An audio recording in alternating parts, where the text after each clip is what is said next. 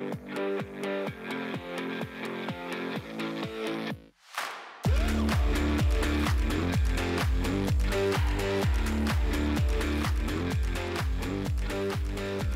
comes to Armidale, there's lots of things to do for kids. It's a great place. There's so many places to go to. We've got this place here, obviously, the Armidale Reptile Centre. The interaction is just something they don't get at home normally. It's so much better than a zoo. They've got everything here. We find so much to do around here. There's plenty of parks that the kids love to go to. There's bush trails that we like to go to. We come down here, they do their swimming lessons on Saturday morning, and then I generally go for a swim and get a bit of fitness in. The boys have got so much area to run around in, and yeah, you forget that you're so close to the city because you're in your own mini world. We enjoy going to the fireworks on WA Day as well. In Armadale, they have play groups and catch-ups with other moms, especially with moms with small kids like me. Lots of playgrounds as well. It's a fantastic event. Lots of people, really good vibe, lots of things to do, and it's great for the little ones. There are a lot of great facilities here in the city of Armidale.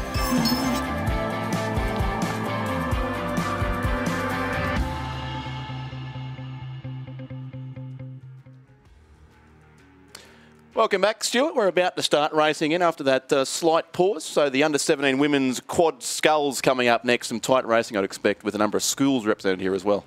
Yeah, absolutely. And I think these races, you know, you've got the people who are under 17 at the moment, so 16 years old.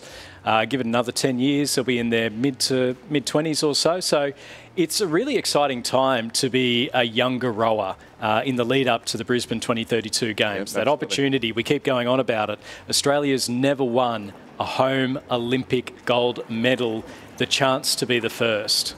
Yes, no, it certainly doesn't come around regularly. Well, luckily, you and I are old enough to recall the Sydney Games, but that was such a memorable experience. I was lucky to be at Penrith for most of that week watching the rowing, and I think it's coming back, even if it is another 8 or 9 years down the track. It is something to look forward to for all of us, but particularly for the athletes about this age who will have the chance to compete at their home Olympic Games on a great course at Warralong in Queensland once the construction there is finally complete in a few years' time. Yeah, it'll be really interesting to see how that all pans out, you know, what the final site plan looks like. Obviously, there's a few winding bits from the dam that are along there, so it's exciting to see how that all pans out. I mean, it still blows my mind, and I guess for you as well, you know, being from Brisbane, you look at the list of Olympic cities and you've got Athens, yes, and then Beijing and London and Rio, Paris, and yes, Tokyo, Paris, LA, Melbourne, Sydney, Brisbane.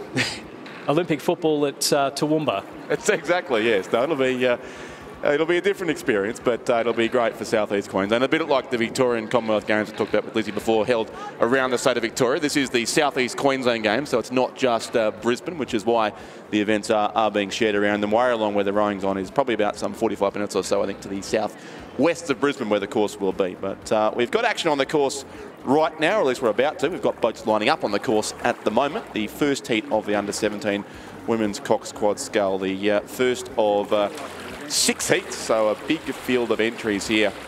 Both club and schools represented from around the country. And a field of 5 in this opening heat. Seymour College from South Australia, lane 3. Canberra Girls Grammar School, lane 4. Loretto Ballarat, lane 5. Corowa Anglican Girls School in lane 6. And Loretto Ballarat with 2 schools in the race, also in lane 7 there in the distinctive yellow and blue colours, the Loretto Ballarat School. Yeah, first 2 from this race going through to the semi-final, with the rest going through to the repechage, as we just see. And this will give you a bit of an idea, Richard, of the conditions down at the start line. So because the wind is blowing from right to left for the people that are watching on the live stream, you'll notice that you've got the people that are getting everyone just to point their boats a little bit off towards the right, and then the wind gusts as they come down. It's very erratic with those wind gusts. And so what they're doing, they're getting everyone to sort of sit at that angle. They'll do the roll call if it's not too breezy at the time, otherwise they'll do a quick start. And the wind will actually blow the competitors straight, and then you take off down the course. So it's a very interesting kind of a thing, and you can see there some of the you can see the girls from Canberra Girls Grammar, the bow pair, just tapping away with their stroke side oars, just to make certain that the boat is off a nice enough angle and then when the starter's ready to go, that's when they'll start to, that's when they'll stop rowing.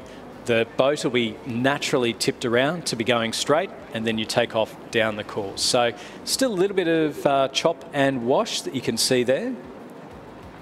So fantastic view looking out towards the finish line. The serenity there of the power lines. Power lines, we've been staring at them for 3 days. A wonderful sight stretch right along the side of the course here at Champion Lakes. But yes, the first word that springs to mind when I saw those was serenity as well. So I'm glad you got that in there, Stuart. So we're just waiting for the start of race number 284. It's heat number 1 of the under-17 women's Coxed Quad Sculls, and they are underway. So it's Seymour College lane 3, Canberra Girls Grammar lane 4, Loreto Ballarat lane 5, Corowa Anglican Girls in lane 6, and then Loreto Ballarat in lane number 7. So the crew from Seymour College, from South Australia, Alice Rayner, Jade Rivet, Annie McNally, Lucy Pocock, Lexi Dennis is the coxswain, and they're coached by Matthew Nielsen. Lane 4 from Canberra Girls Grammar, Emmanuel Hoskin, Sophie Murphy, Maddie Beasley, Audrey West, Olivia Noonan is the coxswain, and they're coached by Charlie Durkin, Sam Duckworth and Kaz Pipers. Lane 5 from Loreto Ballarat, Charlotte Puka, Annabelle Pituch, Ruby Cameron, Bronte Malloy, Bethany Atherton is the coxswain. They're coached by Lucy O'Loughlin. In lane 6 from Corowa Anglican Girls in Victoria, Tessa Plant, Mia Tan, Nellie Whithouse, Elizabeth Robson, Emily Newen is the coxswain, and they're coached by Jane Robertson and Anika Spears. And in lane 7 from Loreto Ballarat, so the second Loreto Ballarat crew, Kate Connell, Lavinia Kilshing, Tilly Stringer, Meg Lynch, Grace Bales is the coxswain, and they're coached by Barry Halsall. Well, the crews did just seem to miss the jump at the start there too. They didn't quite go away in an even line, but all crews now well and truly into their work in the opening 500 metres of the race.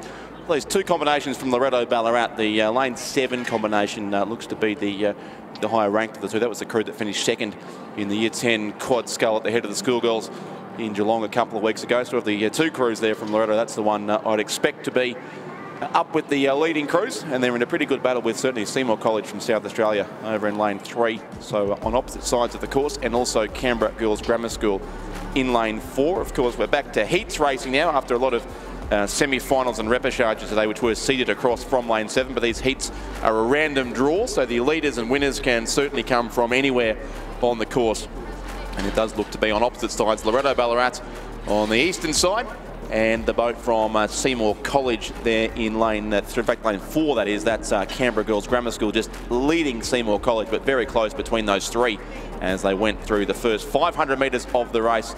And in fact, it's come up as Corowa on the timing system, but that's definitely Loreto Ballarat, the leading crew there. So Loreto Ballarat lane 7, it is ahead of Canberra Girls Grammar and also Seymour College. They're our clear top 3. Then Loreto Ballarat second crew, and Corowa would be in fact in 5th place. That's Corowa with a K, the school from Melbourne, not to be confused of course with Corowa with a C, which is a town in the far south of New South Wales, who may well feature in this regatta too. Corowa, despite being in New South Wales, actually is affiliated with Rowing Victoria, so we have many regattas in Victoria with both Corowa the school and Corowa the town ending up in similar races, which can get a tad confusing at stages.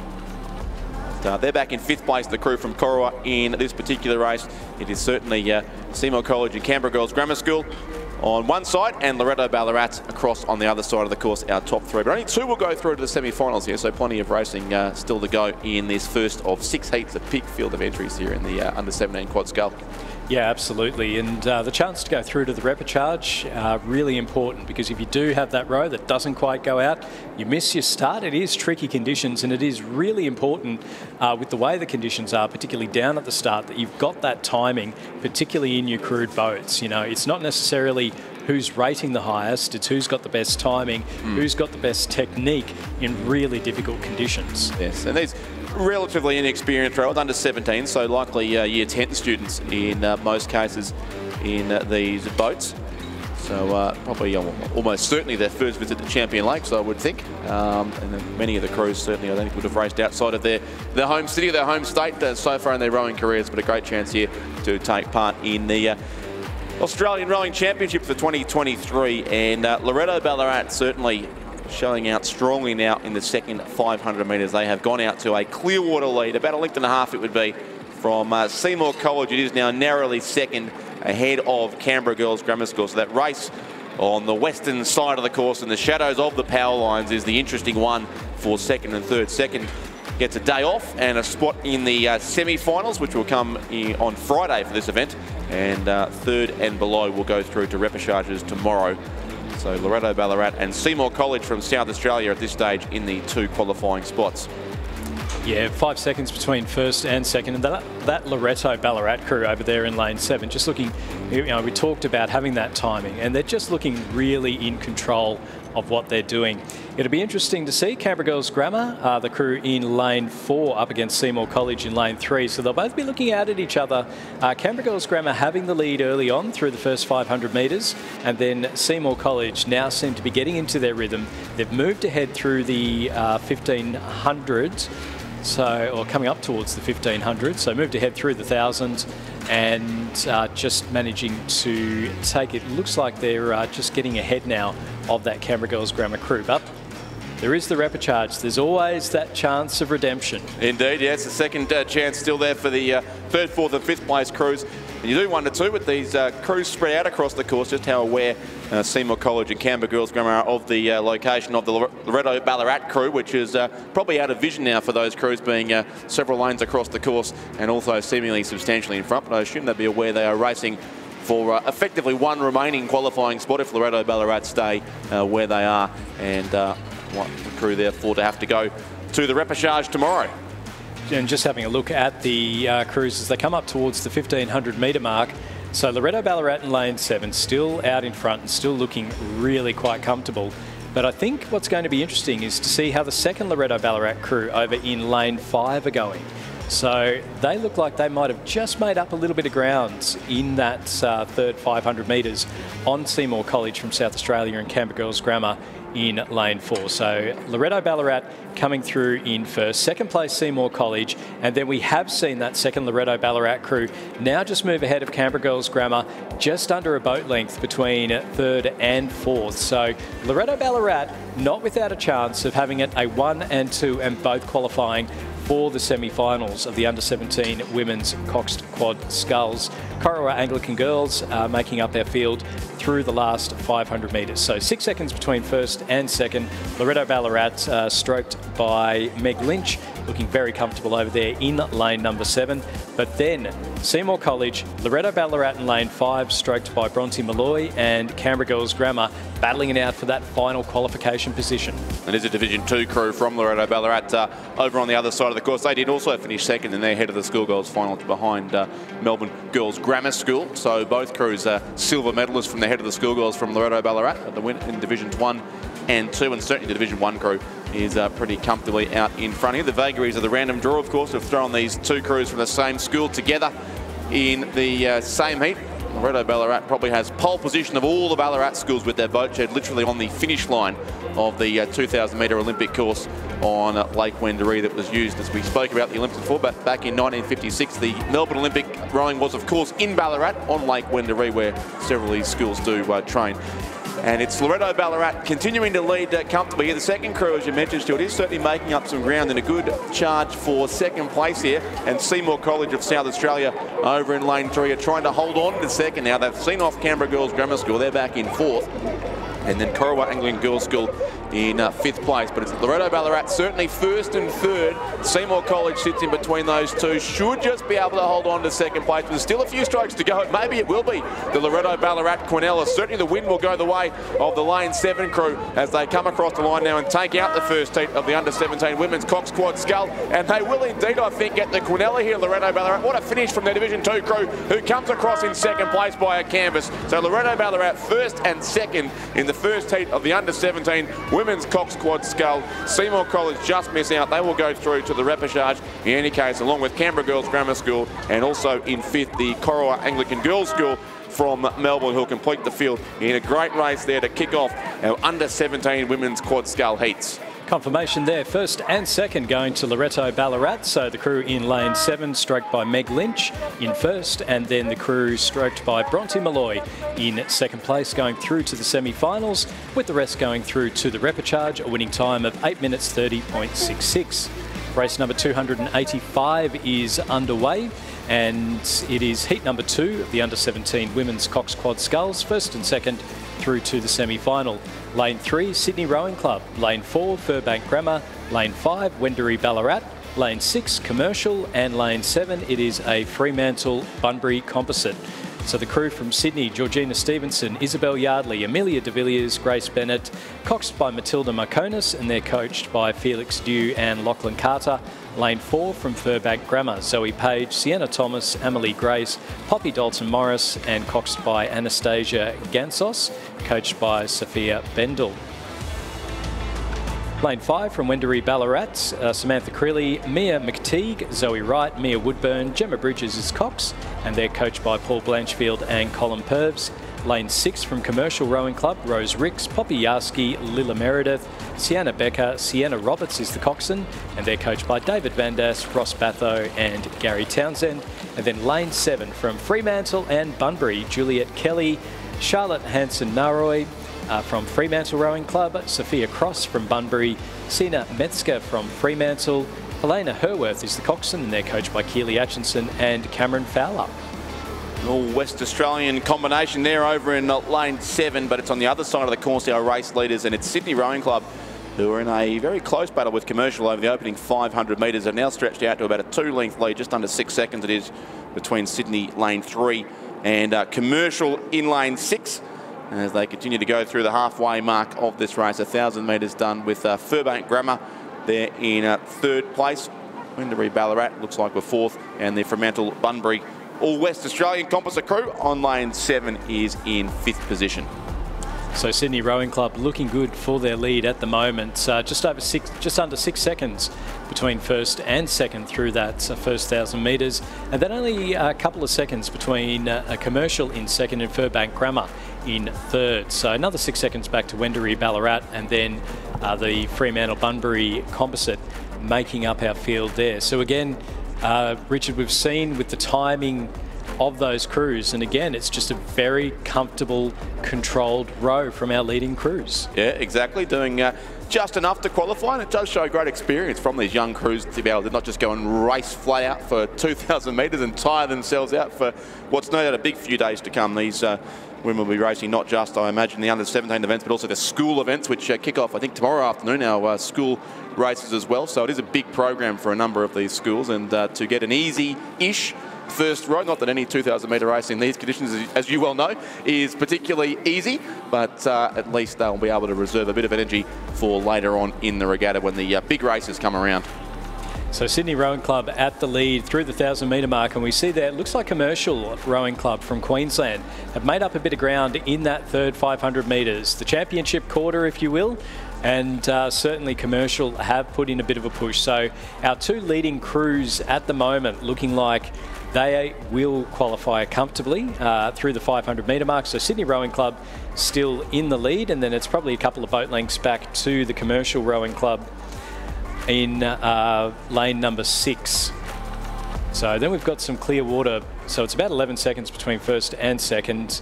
Furbank Grammar certainly not 2 seconds behind them. So we'll just wait on confirmation on those timings as they come towards the finish. 4th place, Wendouree Ballarat, just ahead of the Fremantle Bunbury crew, who've actually made up a bit of ground over that third 500 metres. They were a little bit behind over the first 1,000 metres, but again, getting into their work as the race goes on. Yep. Got into it, put a bit of momentum in, and I think it's so important with those headwinds. The more momentum that you've got, the easier it is when those gusts do come through and disrupt your rhythm. Yeah, exactly. And you'd think that West Australian crew would have some familiarity with the course, but they do seem to be getting better as the race goes on, and I don't think they'll be able to get into a qualifying spot, but at least can go through to the repechage with a degree of confidence, having had a race pace lap of the course. They certainly look to have gone past now Wendouree Ballarat into 4th spot, and are probably now trying to challenge Furbank Grammar from Melbourne in the battle for 3rd, but no doubt about our top two, Sydney Rowing Club and Commercial. It's been pretty much all the way through this race, and Sydney and Commercial, in fact, holding that second place spot down from Sydney on the far side. It just disappeared from view behind the corner of the commentary box, but they are still there in the race lead, the crew from Sydney. That's Georgina Stevenson, Isabel Yardley, Amelia de Villiers, Grace Bennett and Matilda Marconis, the cocks of that crew, who do lead Commercial from Brisbane in second place. Rose Ricks, Poppy Yarsky, Lilla Meredith, Kiana Becker and Sienna Roberts. 2 qualifiers just about across the line. Looks like Furbank Grammar and the Fremantle-Bunbury combination, a good race for third. It will certainly be in a few strokes' time, but the win will go to Sydney Rowing Club over in lane 3. And they're victorious by about 2.5 lengths. Commercial finish in second place. They're also through to Friday's semi-finals in the under-17 Women's Cox Quad Scull. And as the sun starts to reflect off the course here as we head towards the late afternoon, it'll be Furbank Grammar in third by exactly a length ahead of Fremantle Composite. They'll finish in 4th place, and 5th will go the way of the crew from Wendouree Ballarat. So confirmation of that result. Sydney Rowing Club going through to the semi-finals in a winning time of 8 minutes 7.26. Commercial going through to the semi-finals in second place, with the rest of the crews going through to the repechage tomorrow. And that was about 23 seconds quicker than the first heat. So Sydney Rowing Club certainly laying down a marker in the under-17 women's coxed quads. Coming up now, it's the third heat of the under-17 women's coxed quads. In lane 3, Trinity Lutheran from Queensland. Lane 4, Unley High from South Australia. Lane 5, MLC Perth, so Methodist Ladies College Perth. Lane 6, Guildford Grammar. And lane 7, Queenwood. The crew from Trinity Lutheran in lane 3, Alina Doherty, Molly Lomax, Lily Fruin, Isabel Clifford, Lola Sullivan is the coxswain, and they're coached by Eric Rowan. In lane 4 from Unley High in South Australia, Felicity Cox, Eleanor Nettlefold, Tamara Bates, Georgie Twelvetree, Misha Van Wormello is the coxswain and coached by Daniel Ralph, Annalise Size and Annabelle Nettleton. Lane 5 from Methodist Ladies College in Perth, Mia Dale, Izzy Reid, Annabella Davies, Olivia Butler and Jarly McClernon is the coxswain and coached by Matt Doyle and Rebecca Clark. Lane 6 from Guildford Grammar, Amelia Bond, Matilda Parker, Mackenzie Noop Bender, Emily Day. Maisie Stevenson is the coxswain and they're coached by James Stevenson and Abigail Burbridge. And in lane 7 from Queenwood School in New South Wales, Eva Thompson, Zara Taylor, Gemma McLaren, Addison Rolls, Alice Yardley is the coxswain and they're coached by Ella Davidson, Oyson Nolan and Ashley Fitch. And through then the first 500 metres, we do have Queenwood out in the lead ahead of Unley High, Trinity Lutheran in third, a couple of seconds back, then Methodist Ladies College Perth in 4th place and Guildford Grammar in 5th. And the umpires vote following closely alongside our 5th place crew there from Guildford Grammar, keeping a watchful eye on the boats on the course as they always position themselves to avoid having to wash off any of the other crews except in exceptional circumstances. So positioned off to one side of the course at this stage to allow Guildford Grammar clear passage through. But at the head of the field, as Stuart mentioned, certainly it is Queenwood from Unley High, the top two, about 4.5 seconds between them. And then only a length or so back to Trinity Lutheran, the Queensland school there from the Gold Coast, ahead of the 2 West Australian combinations, MLC Perth and Guildford Grammar. And as was the case at Lake Barrington 2 years ago and the Ngambia again last year, it's great to see a lot of the local schools taking the chance to compete at a national championships. We talked about a home Olympics a while ago, but even a home nationals, a chance for schools who may not, especially from here, cross the country to go to race over east. They're happy to come and race at nationals in their own backyard, and it's great to see the West Australian entry substantially up this year as a result. Yeah, that's the big thing with having the national spread out around the country. You know, you do give, I mean, because it is a heck of a journey to get from Perth across to anywhere in the eastern states. You know, it's the same thing for the guys from Tasmania. Having the national championships down at Lake Barrington, apart from the fact I think it's one of the most stunning venues for a regatta course that I've ever seen.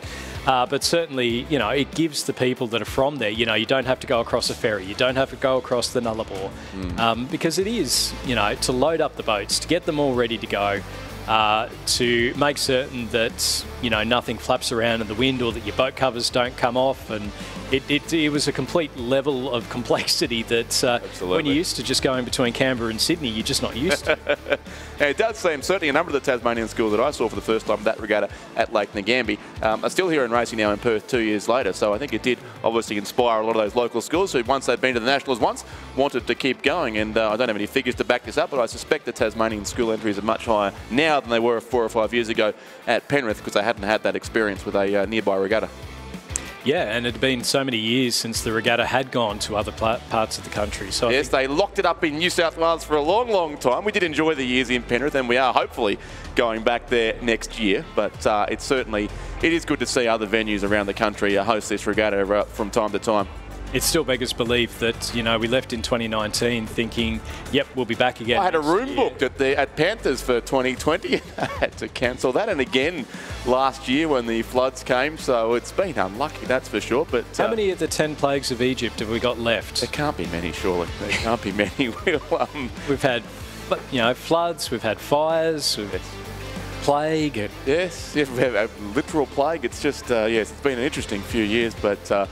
and it was already, of course, Lake Barrington was always going to host the 2021 Nationals, but as it's turned out, it's been a long stretch without visiting Penrith, which was the home for this regatta through most of the 2010s at least, and of course combined with the World Cup regatta in a couple of years there in 2013 and 2014 with a big international flavour.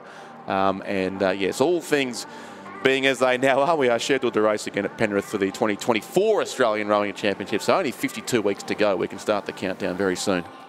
Yeah, absolutely. And fingers crossed that it does end up back in Sydney.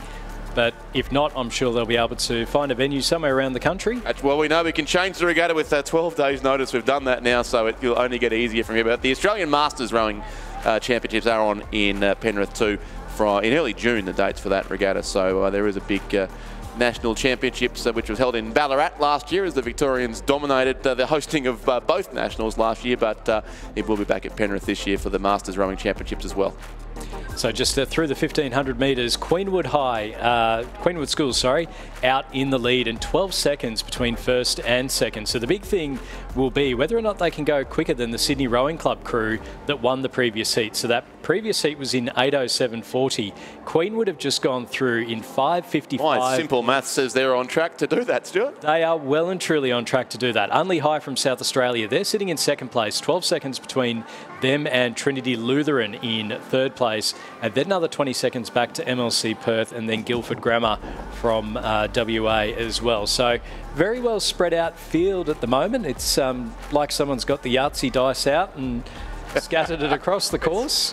Yeah, they are certainly far and wide across the waters here at the Champion Lakes Regatta Centre, but we're back to, of course, the random draw for these heats, so there's no preferred lane, and of course at this time of day in what from here look like very good rowing conditions, it's hardly needed anyway, but Queenwood certainly dominant here on lane 7. Eva Thompson, Zara Taylor, Gemma McLaren, Addison Rolls and Alice Yardley in that boat, coached by Ella Davidson, Ocean Nolan and Ashley Fitch, and they'll record a comfortable win, still about 100 metres to go. They're not in any means lifting the rating and really sprinting to the finish, so whatever time they do record, they'll be able to go a bit faster when the semis and the finals come around. But in any case, a comfortable win coming up to the Queenwood School for Girls in Sydney, but a pretty moderate tempo as they come across the finish line now, and a substantial margin of victory will be recorded. So Queenwood first on lane 7 in the third of 6 heats in the under-17 women's quad sculls, and Unley High from South Australia similarly untroubled in second place. Felicity Cox, Eleanor Nettlefold, Tamara Bates, Georgie Twelftree and Misha Van Wanello, the Cox of that crew, as Unley High come across and confirm second place and their progress through to the semi-finals.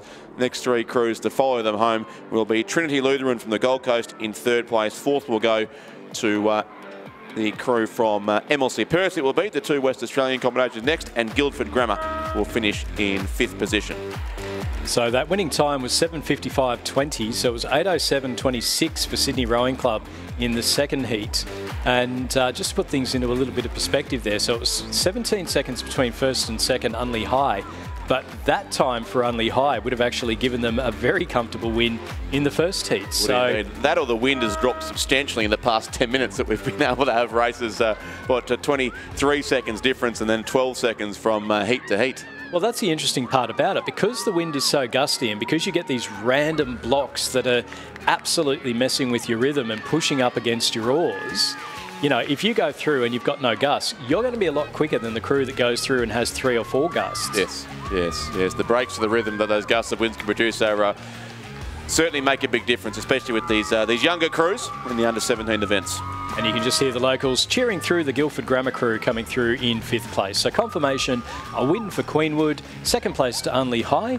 Those crews will qualify for the semi-final of the under-17 women's quad sculls, with the rest going through to the repechage. Heat number 4 is underway. Lane 3, Fremantle Rowing Club. Lane 4, Buckingham, Unley High and Newcastle Grammar. Composite, so well spread out there. Lane 5, Canberra Grammar. Lane 6, Swan River. And Lane 7, Radford College. So a couple of ACT crews in there just to keep me interested. Lane 3 from Fremantle Rowing Club, Lara Connolly, Hannah Blaney, Madison Naylor, Bridget Grolton, Hannah Yeo is the cox, and they're coached by Keely Atchison and Peter Holliday. In Lane 4, it's a Buckingham composite, so it's Annabelle McKenzie from Newcastle Grammar, Emma Lutscombe from Unley High, Scarlett Shanks from Unley High and Matilda Cocker from Buckingham. They're coxed by Lucas Burton.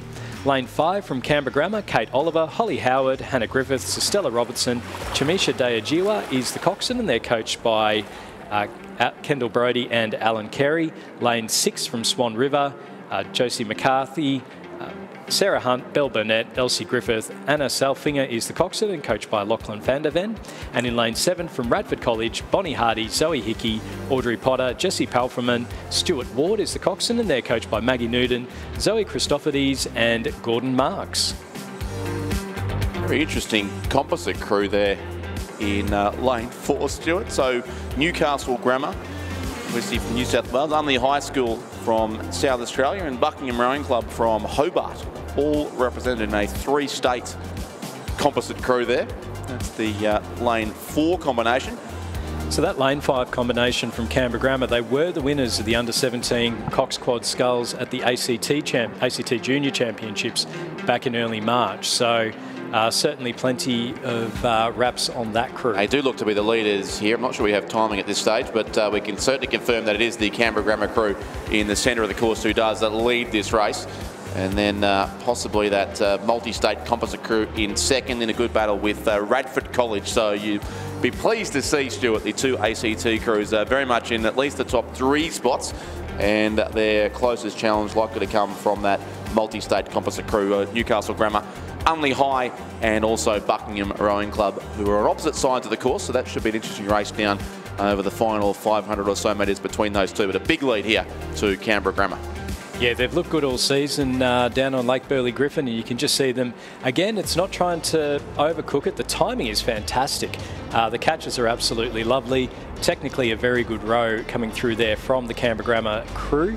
So they're crossing over the 1,500 metre mark out in the lead at the moment, and plenty of space between them and the second place crew. So Canberra Grammar out in the lead as we just had a lot of clear water there. You can see Canberra Grammar have gone off the live stream picture, and we're just now starting to see the next crews coming through. So it does look to be that Buckingham Composites coming through in second place ahead of Radford College, it looks like, from the bow number, sitting in third place. So that's our 1, 2, 3 at the moment, then back a little bit further to the Swan River and Fremantle crews in lanes 6 and 3 respectively.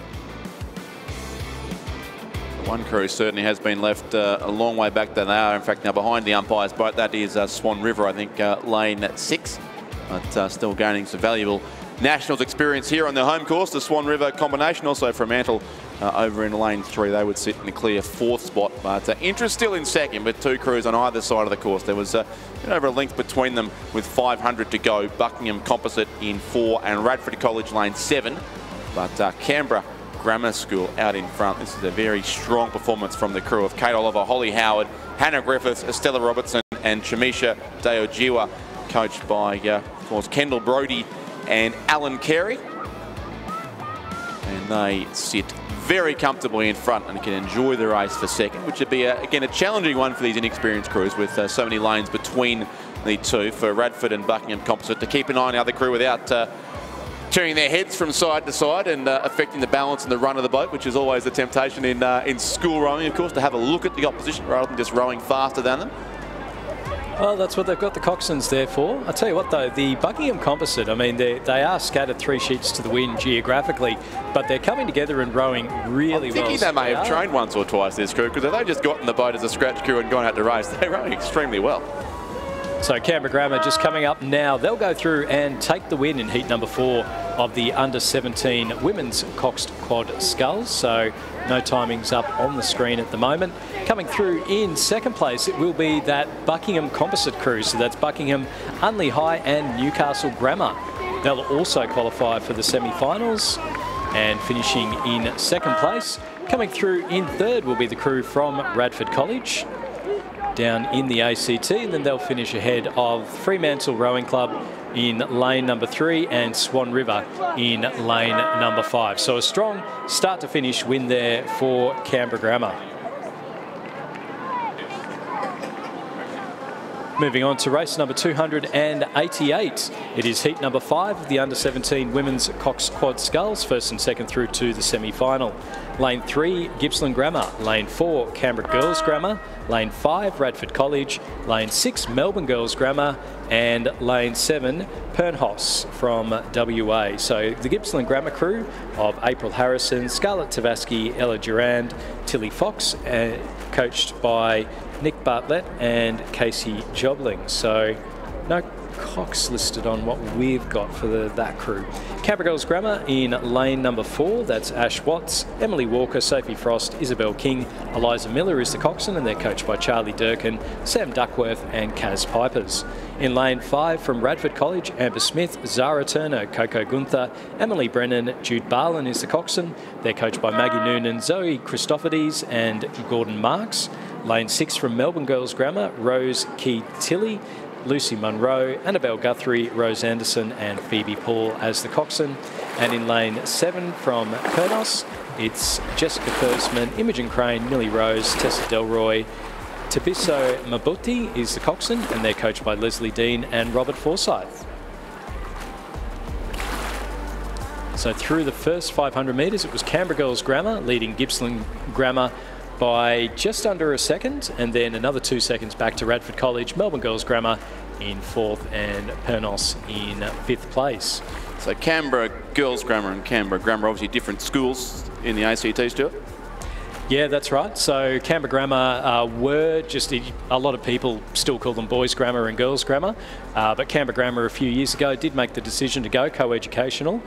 So now they do come up against each other in these racings. So the Canberra Grammar rowing program run by Toby Weir-Candler, who was obviously part of the Kinross, very successful Kinross program a couple of years ago, along with his wife Sarah Cook, and then the Canberra Girls Grammar program led by Carolyn Pipers, and doing some wonderful things with them, a number of finalists, a number of medalists over the last few years. So between them and obviously Radford College, who down at Lake Barrington won the schoolboy and the schoolgirl point score. I think it was the first time any school had done that. So there's certainly some very talented schools rowing going on down in the ACT. Yeah, no, very true. And so Canberra Grammar, the easy winners of the previous heat. Canberra Girls Grammar looking to do the same here. They had 4.42 seconds at halfway on Gippsland Grammar in second place. So that Canberra Girls Grammar crew, we talked about Canberra Grammar winning in this event at the ACT Junior Championships. This Canberra Girls Grammar crew finished second behind them, so about 5 seconds over the 1800 metres, it must be said, because we've taken 10% off our rowing course. Unfortunately, can't get their excellencies or the federal golf course to give us an extra. They won't hand over the land. That's yeah. Well, they are massive supporters, though. They are patrons of rowing ACT. Exactly. The Governor-General was a rower himself back in the day, rowed for the Royal Military College in the annual Disher Cup Challenge. And often attends this regatta with Mrs Hurley to present the trophy. I'm not sure if that's the case this year or not. But I don't think so this year, but certainly I remember him in 2019 when he was the Governor of New South Wales, and we had the King's Cup So the centenary year of the Kings Cup in 2019, yes. Yeah, and then they had the centenary ADF crew that went and competed at Henley. That's right. It was the centenary of the Henley Peace Regatta, except this time the Germans were invited. Yes, very generously. So Canberra Girls Grammar in the lead through the first 1,500 metres, just over 5 seconds ahead of Gippsland Grammar. Radford not too far behind them in third place, and then Melbourne Girls Grammar in fourth. So it's going to be an interesting battle here, I think, Richard, over this last 500 metres. We've seen it in the smaller boats. Can we see it in the bigger boats? I think the biggest one that was mowed down was about 6 or 7 seconds over 500 metres. Yes, I think it might have been close to 10, in fact, one of the races that Ben was getting very excited about. I think they just missed They might have just me, yes, okay. But, they came very close, though. For 10 seconds back, they had no right to be able to get that close. You mentioned the 1,800 metre course you're on in the ACT. Most of the Victorian crews race their final regatta on a 1,500 metre course on the Barwon. So it's interesting how they then progress up to the 2,000 metre races. And can they continue over the extra, effectively 33% more that they've got to row now when they come here to the Nationals. So this Melbourne Girls Grammar School combination, in fact, it's not the one in this race, it's in the next race, but they were the winners of the Head of the Schoolgirls at this level over 1,500 metres, but now have to convert their form to 2,000 metre racing as well. Well, I think we've nominated because LA, the Olympics in 2028, are going to be over 1,500 metres. Yes, speaking of interesting decisions. Yes, because that was where they hosted it, I think, back in the 1932, I think, at the Long Beach Aquatic Centre. So they're putting a couple of bridges since then. They built a freeway, which is hard to believe in Los Angeles, I know. I would never have thought. And it cannot be removed, a bit like the extra land on Lake Burley Griffin. It cannot be removed for the Olympic Regatta, so we'll race once only for over 1,500 metres. Well, look, Lake Burley Griffin, we can offer that up as being an option for the 2028 Nationals. Canberra Girls Grammar School still in front, I think, here for the ACT. Stuart, Melbourne Girls Grammar are finishing strongly. So the extra 500, no concern for them, it seems. But and also Gippsland Grammar over in lane 2. Yes, so Canberra Girls Grammar out in front with a couple of boat lengths. Gippsland Grammar under pressure, though. Melbourne Girls Grammar have had a fantastic final 500 metres. They've rode through Radford. Unfortunately, they may just run out of course. It will be a win, though, for the Canberra Girls Grammar crew. Ash Watts, Emily Walker, Sophie Frost, Isabel King and Eliza Miller. They've held off Gippsland Grammar in second place, with Melbourne Girls Grammar coming through in third, Radford College in fourth, and then Pernos from WA in fifth place in the fifth heat of the under-17 women's Coxed Quad Scull. So a winning time there for Canberra Girls Grammar of 8 minutes 7.81. So it does look like conditions just easing up a little bit later on in the day. Moving on now to the final heat for the under-17 women's Coxed Quad Sculls. Again, first and second through to the semi-final with four crews in this race. Lane 4, Kinross Walleroy. Lane 5, Kinross Walleroy. Lane 6, Brisbane and GPS. And Lane 7, Melbourne Girls Grammar. So the Kinross crew in lane number 4 is Sienna Wilkern, Mahari Wiley, Sophie Loof, Maggie Kirby, and coxed by Philippa Martin, coached by James Perrin and Alexandra Cropley. Lane 5 from Kinross Walleroy, Xanthi Staniforth, Olivia Searle, Ruby Lego, Tessa Wong, Emily Caro is the coxswain, and they're coached by James Perrin and Alexandra Cropley. Lane 6 from Brisbane and GPS, Abby Wex, Danielle Watt, Astrid Thomas, Eva Hosking, Gracie Gascoigne is the coxswain, and they're coached by Nigel Hubbs and Maddie Paciella. And in lane 7 from Melbourne Girls Grammar, Maddie Clifford, Adelaide Banks, Samantha O'Keefe, Emily Antone and Lily Mahensi is the coxswain. And is Melbourne Girls Grammar leading through the first 1,000 metres ahead of the Kinross crew in lane number 5. So we've already seen Xanthi Staniforth, Olivia Searle, Tessa Wong go down the course a number of times in the smaller boats. So they're sitting in second, but they're only a couple of seconds ahead of the Brisbane and GPS crew in lane number 6, and then the second Kinross crew over in lane 4 coming through in fourth. So the final heat, first and second through to the semi-finals. And this is the Melbourne Girls Grammar School crew who did win the Division 1 Quad Scull at the Head of the Schoolgirls in Geelong over 1,500 metres, and you may recognise one of the surnames in that boat. Stuart, Emily Anthony in the stroke seat of this Melbourne Girls Grammar School quad is the daughter of Olympic gold medalist from 1992, Peter Anthony. Peter and Emily, I think, rode a double scull in one of the head races in Melbourne earlier this season as well, so still getting plenty of time out on the water.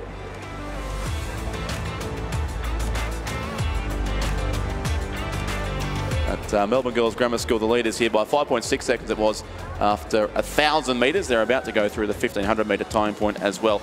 And it does look still to be a pretty comfortable lead to that Melbourne Girls Grammar School crew. Kinross Wallaroi with 2 boats in the race. It's the lane 5 combination sitting in a qualifying spot at this stage. And then Brisbane GPS and the second of the Kinross Wallaroi combinations racing for 3rd place. But just 2 crews will go through to the semi-finals from this 6th and final heat with a big field of entries in the under-17 women's Cox Quad Scull, as we have in so many of the underage events. And Melbourne Girls Grammar School go through the 3-quarter-way mark with a substantial lead.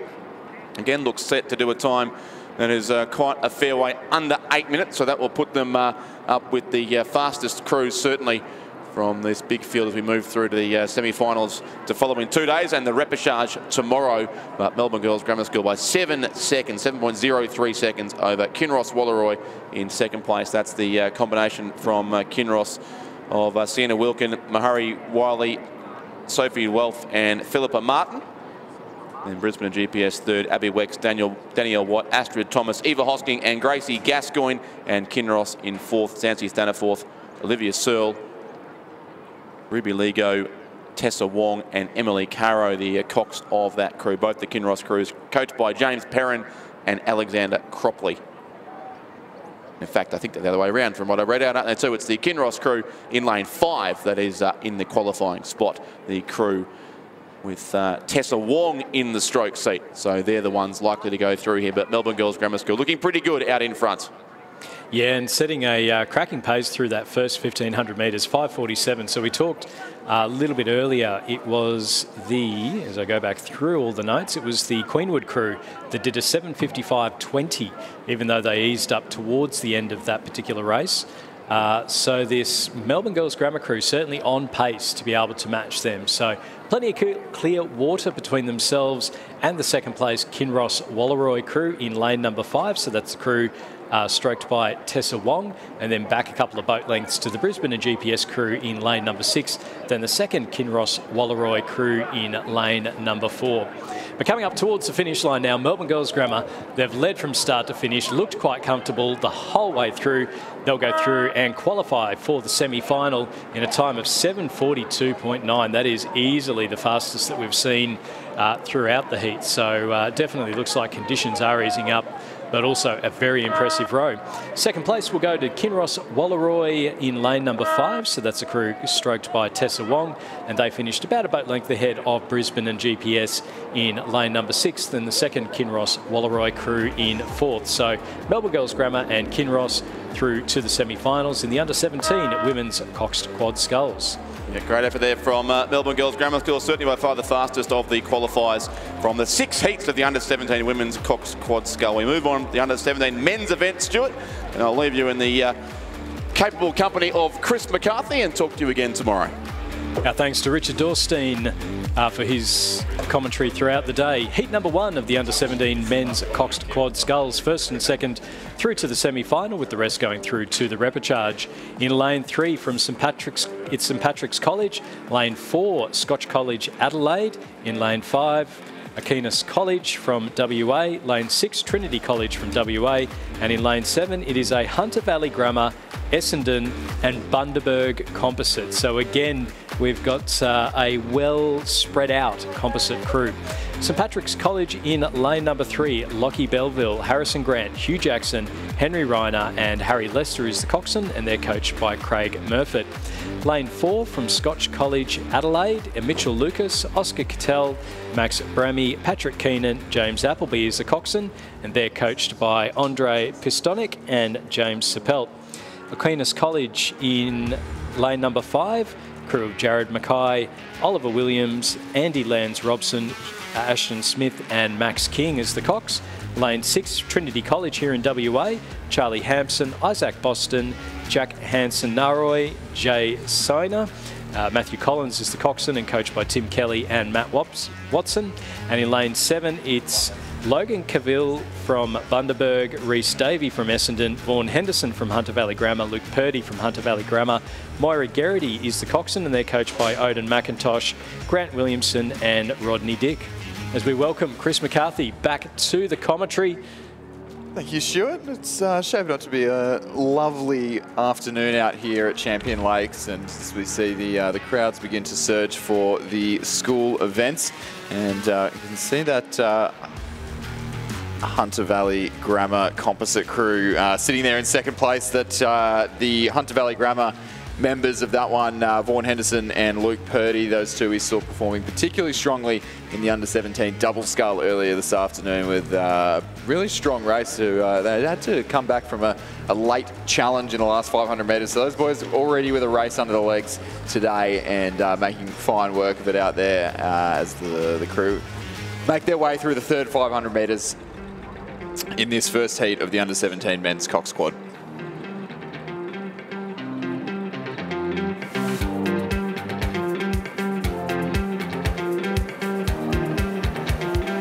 So again, first and second through to the semi-finals.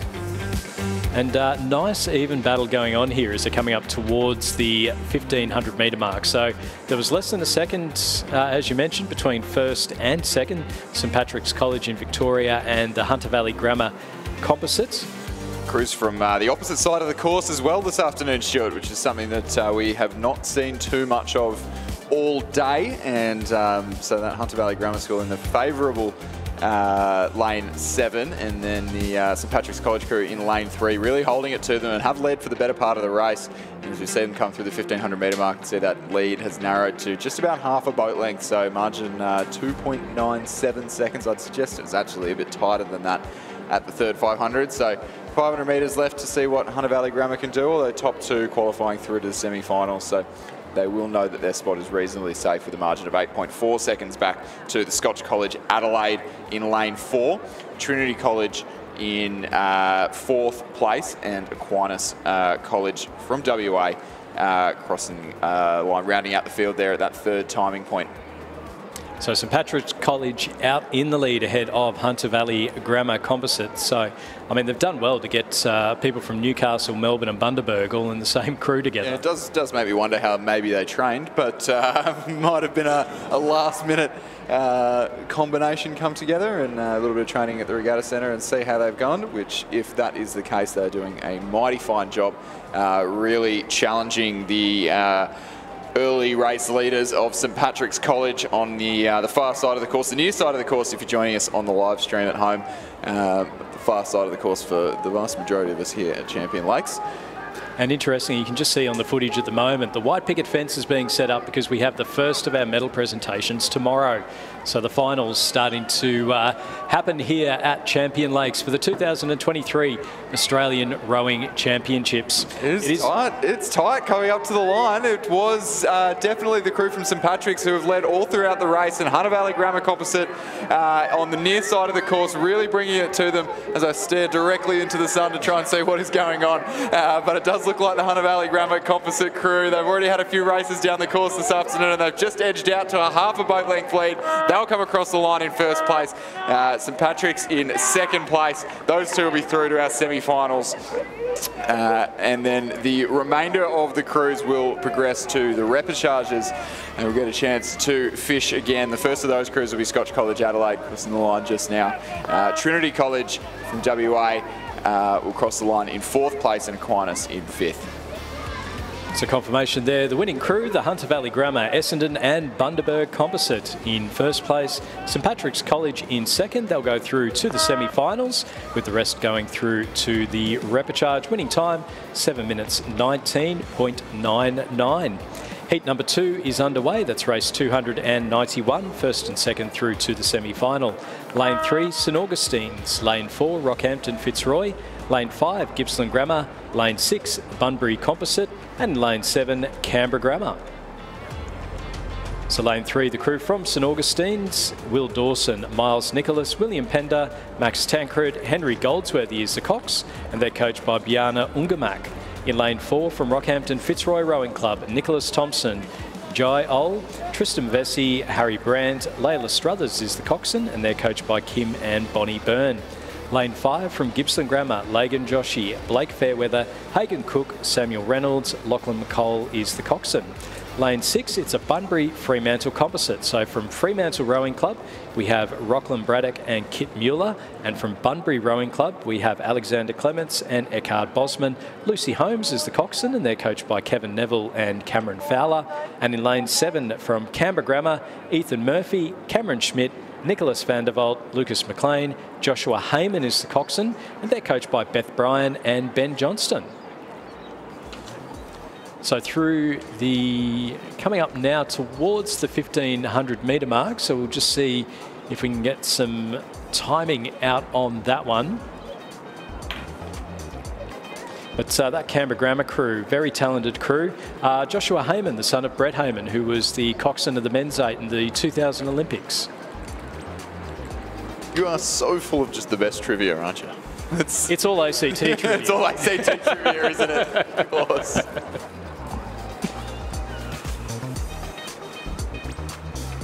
Of course, the major thing that Brett Heyman's famous for is coxing the King's Cup in 1997 that the ACT won. Who was in that King's Cup in 1997? Quite a few different people from around the place. There might have been a little rule change after that one, I believe. There's been a few rule changes. There's been a few controversies over the years. That's the way. Let's look. It's something discussed and never resolved. But it says Australian Capital Territory on the bottom. Yep. We'll claim it. And I mean, a lot of those people have just ended up living in Canberra full time. Like Brett Heyman runs his own real estate agency down in Canberra. Jaime Fernandez, who was part of that crew, just inducted to the ACT Sport Hall of Fame for his work with the King's Cup as a rower and also as a coach with Canberra Grammar, now working for Rowing Australia.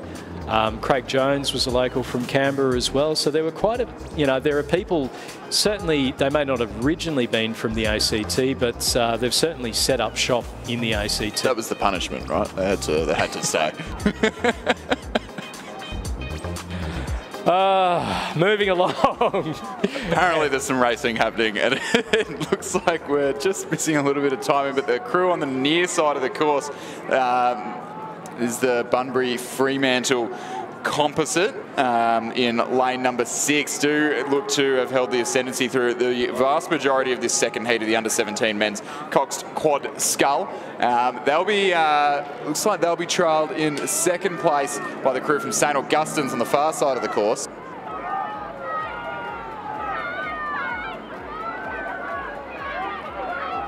So just having a look out there, it does look like that it's the Canberra Grammar crew out in front ahead of St Augustine sitting in second. So difficult to see. We've got the sun directly in our eyes. It's making life very, very interesting with the glare. Beautiful pictures to be taken though. Canberra Grammar out in front though, that crew of Ethan Murphy, Cameron Schmidt, Nicholas van der Walt, Lucas McLean and Joshua Heyman coming through with the win ahead of St Augustine's in second place. Will Dawson, Miles Nicholas, William Pender, Max Tancred and Henry Goldsworthy finishing just ahead of Rockhampton Fitzroy in third. And then back a little bit further to Gippsland Grammar and the Bunbury Fremantle composite. Winning time there for Canberra Grammar, 7 minutes 17.86. So it's just a couple of seconds slower than the heat number 1, the winning time for that Hunter Valley Grammar composites in the first heat. So Canberra Grammar and St Augustine's to go through to the finals. Heat number 3 is underway. Lane 3 is Glebe Rowing Club. Lane 4, Hale School. Lane 5, Pembroke School. Lane 6, St Joseph's College. And Lane 7, Tasmania University. The Glebe crew in Lane 3, Edward Williams, Carter Clifton, Carson Prout, Charlie Slack, Maximilian Hewlett is the coxswain and they're coached by Nicholas Galea and Adrian Henning. Lane 4 from Hale School, Harvey Pianta, William Flavelle, Alex Holly, Archie Hinchcliffe, Owen Little is the coxswain and they're coached by Timothy Whitcomb and Mike Quinn. Lane 5 from Pembroke School in South Australia, Jeremy Yu, Angus Kyle, Tom O'Mahony, Alex Lee, Tom Rowett is the coxswain and they're coached by Simon Lang, Joshua Lascock and Darren Potts. Lane 6 from St Joseph's College, New South Wales, Thomas Maloney, Matthias Maloney, McKinley Dooley, Gus Ciesiel-Cola, my apologies for that pronunciation. Benjamin Clark is the coxswain, and they're coached by Will Raven, Michael Lane and Tom Morgan. And lane 7 from Tasmania University, Josh Fielding, Hugo Wilkins, Noah Haas, Henry Manning and Ruby Robertson is the cox. Does look like we're just waiting on the last crew to join up, which will be the composite of Mercantile and Trinity. And it also looks like we might be missing the... I'll rephrase that. The last crew, yeah, will be the Melbourne composite, and we're missing the combination from... I think it's 5 across, but I think Glebe might be over in lane number 2.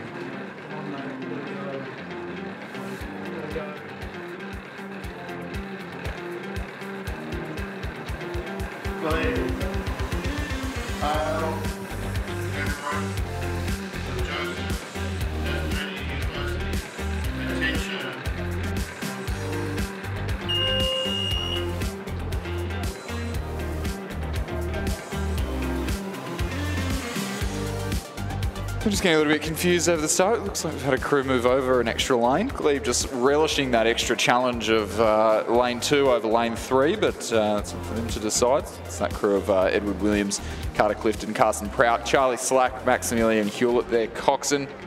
They do look to have gotten off to a pretty good start though, and gotten a good look on the field in the first 10 or 20 strokes as they approach the yellow boys to signify the majority of the race distance. So they'll be joined out the front by the crew to their left, the local crew from Hale, to just be leading the combination from Pembroke School and that of St Joseph's College in the centre of the course. So a little bit of a different order of standing to what we've seen throughout the week, with crews typically on this side of the course leading, but combinations in the heats obviously unseeded, so it can have a challenge emerging from anywhere on the course. Yeah, and with the heats, you know, it is very much that random draw, so we are seeing crews more so in these ones than we did see a little bit earlier on today with the repecharges and with the heats, where lanes 7 and 6 are more the favoured ones. So through the middle of the course at the moment, coming up towards the first 500 metres, we do have the 3 crews in the middle. So Hale School, Pembroke School and St Joseph's look to be our 3. That's Tasmania University, St Joseph's and Pembroke. So Pembroke in the lead through 500 metres. Yeah, St Joseph's College, then Tasmania University Boat Club. I think we're getting a bit thrown off because there are a few crews that aren't in their assigned stations at this point in the race. So Pembroke, St Joseph's, Tasmania University Boat Club and Glebe, the order of standings at the first 500 metre timing point. The local boys from Hale on the far side of the course, or the near side of the course rather, just coming through the line, rounding out that field at the first timing point.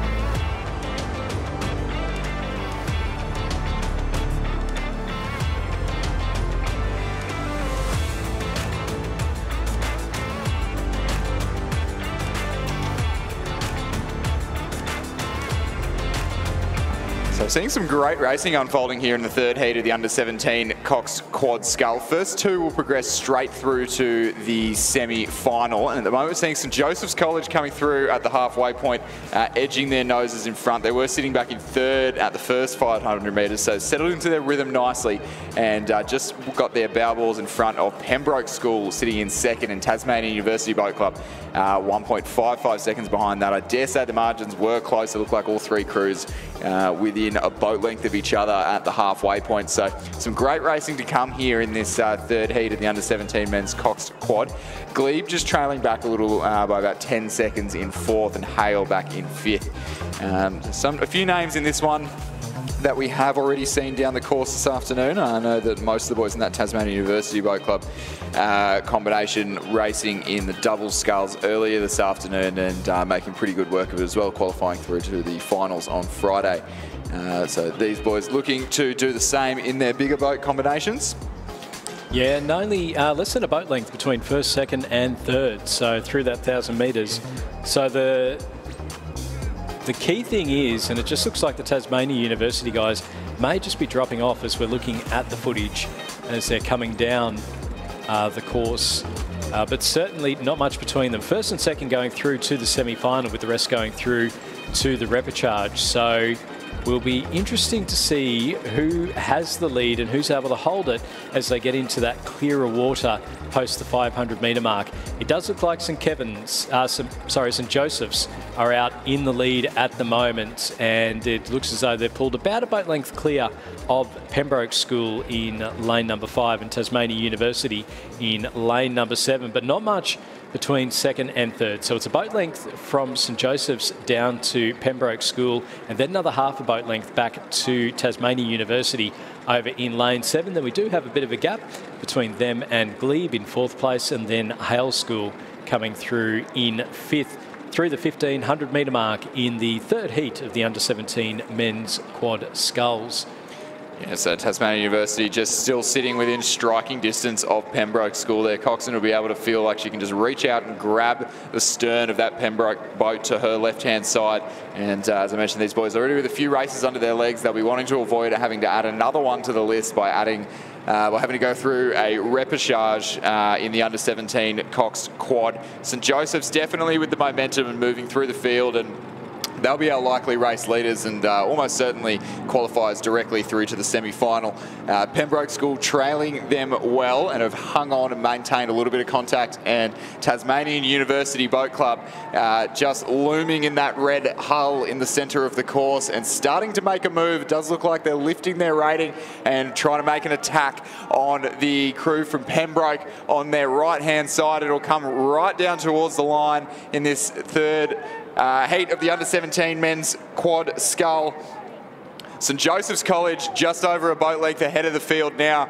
No troubles for them, looking pretty calm and collected out the front. Won't have to spend too much more energy to get their qualifying spot straight through to the semi-final. But Tasmania University Boat Club are starting to lift the rating. They're mounting a challenge on Pembroke as I stare directly into the sun again. When will I learn? Pembroke School just putting in enough to hold them off. It'll be St Joseph's College who will cross the line in first place. A strong challenge from the Tasmanian University Boat Club, but it won't be enough to come through Pembroke. Pembroke go through to the semi-final. Tasmanian University Boat Club will have to fish again in the repechage. We'll see Glebe on the far side of the course coming down the line to cross the line in 4th. They'll join them in the repechage along with the local combination from Hale. So winning time there for St Joseph's, a very quick time, 7 minutes 4.37, and that compares with 7.19 and 7.17 for our first two heats. So definitely a quick heat there. St Joseph's, Pembroke and Tasmania University all pushing each other towards the finish line, but only St Joseph's and Pembroke going directly through to the semi-finals, with the rest going through to the repechages tomorrow. Race number 293 is underway. It's heat number 4. In lane 3, Brisbane Boys College. Lane 4, Kinross Walleroy. Lane 5, the Southport School. Lane 6, it's Newcastle Grammar, Adelaide High and Unley High School. And lane 7, Hale School from WA. Lane 3 from Brisbane Boys College, Frederick Brommel, Joshua Deal, Parker Poyo, Henry Wake and Fraser Geldard is the coxswain, and they're coached by John Tin. In lane 4 from Kinross Walleroy, Harry Dimmick, Nicholas Tancred, Oscar Cleary, Oliver Smith, Angus Peterson is the coxswain, and they're coached by Benjamin Watt. Lane 5 from the Southport School, Harrison Howard, Trent Vincent, Matthew Coleman, John Anetto, Sean Mudamu is the coxswain, and they're coached by Ian Hawley, Amelia Connolly and John Smythe. Lane 6, it's a composite crew, so Thomas Osborne from Unley High, Finn Redmond from Adelaide High School, Lucas Burton and Ronan Brown from Newcastle Grammar, and they're coxed by Annabelle McKenzie. And lane 7 from Hale School, Atticus Sarandopoulos, Jack Clayton, Jack Hatter, Samuel Bredel and Denzel Gunter is the coxswain, and they're coached by Timothy Whitcomb and Mike Quinn. And it's tight racing in the first 500 metres, first 1,000 metres rather, as we just saw some great close-up action on the live stream. Kinross Walleroy leading the field at the halfway point, just ahead of Brisbane Boys. There was only about a third of a boat length in it, and they will lead their local rivals, the Southport School, in the centre of the course. So the challenge is coming from lanes 3, 4 and 5 this time instead of on the near side of the course, and Newcastle Grammar Composite sitting back in 4th place at that halfway timing point. Those boys from Kinross Walleroy looking to just hold off that challenge in the third 500 metres, but does look like that Brisbane Boys College crew with a good bit of momentum heading into the championship quarter. So we'll see what can be decided. Obviously a fairly slow moving boat, the Cox Quad, and some slow conditions. So great opportunities for some changes in speed as we enter that grueling third 500 metres.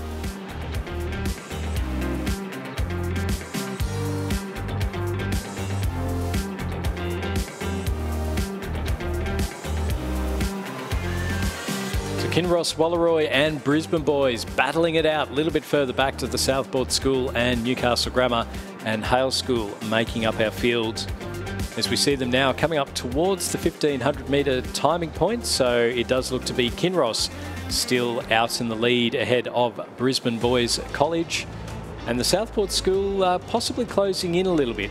So Kinross with that distinctive blue boat, the blue oars, the blue zooty, and definitely not feeling blue as they cross the 1,500 metre timing point. They're about a boat length ahead of Brisbane Boys College, but again, we've seen some really quick times through the last 500 metres throughout the day. Yeah, definitely conditions calming just slightly in the last quarter of the course, and presenting a great opportunity for crews to make some moves in the latter stages. And if you can just keep in touch through those slightly choppier earlier stages of the race, it does put you in great standings for a shot at the points at the line. But it does look like that Kinross Walleroy crew have just held off a bit of a challenge from Brisbane Boys College and have started to open up that lead now to a bit over a boat length from what I can see here in the finishing tower. In any case, it is top 2 that will qualify directly through to the semi-final. So those two crews just racing for lanes at this point. Fairly elementary between those two, but about a 6-second margin back to the Southport School in 3rd place, which is a pretty big margin for them to overcome. And it does look like the race between those leaders has pushed them out further ahead of the field, with Southport School, the Newcastle Grammar Composite and Hale trailing just out of those direct qualifying spots to the semi-final. They will more than likely have to fish again in the repechage.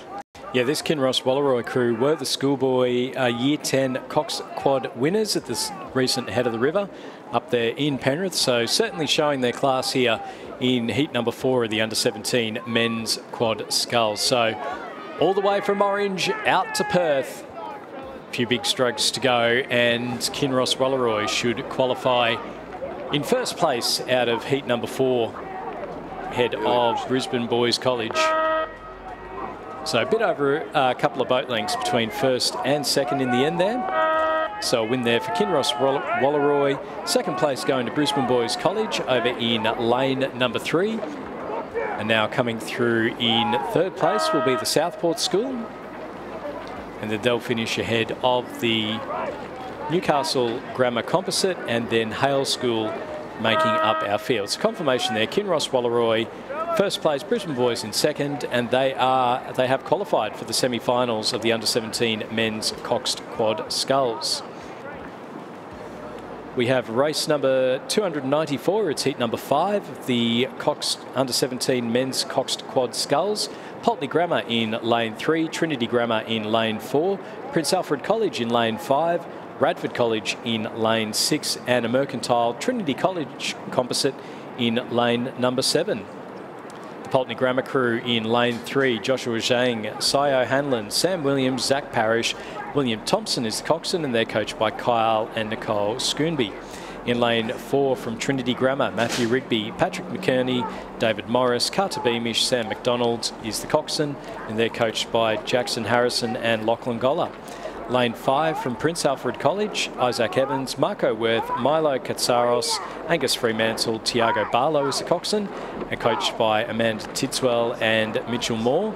Lane 6 from Radford College, Joshua Miller, Marcus Ward, Hamish Gaydon, Hamish Whittier, Pippa Humphreys is the coxswain. They're coached by Will Hatcher, Max Meyer and Gordon Marks. And then lane 7 from Mercantile, Henry Somerville. From Trinity College, Declan O'Brien and Jack Lestone. And from Mercantile, Rory Somerville, Ollie Fennell is the coxswain, and they're coached by Peter Somerville. And through the first 1,000 metres, it was Radford College out in front of Trinity College by a second. Prince Alfred College 2.5 seconds behind them in third place, then another second back to Pulteney Grammar, and then a bit over a second and a half back to the Mercantile Trinity College Composites in fifth place. So not a lot between our crews through that first 500 metres. But the crew from Radford College out in front early doors.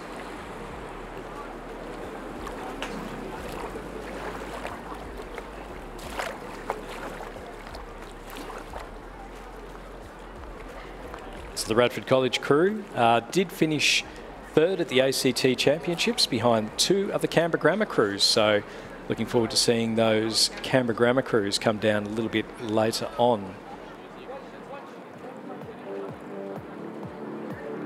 So that Radford College crew still leading the field at this stage as we approach the 1,000 metre mark. Still leading from Trinity Grammar and Prince Alfred College, but that does look to be a fairly undecided race there, with the margins all being sort of less than 3/4 of a boat length between all 5 crews on the course here in this last heat. So everything to play for here in these slower conditions for the under-17 Cox Quad Sculls. Another race full of names that we have seen previously this afternoon racing in double sculls. So these boys really getting familiar with the conditions out in the course. Hasn't changed too much in the last few hours.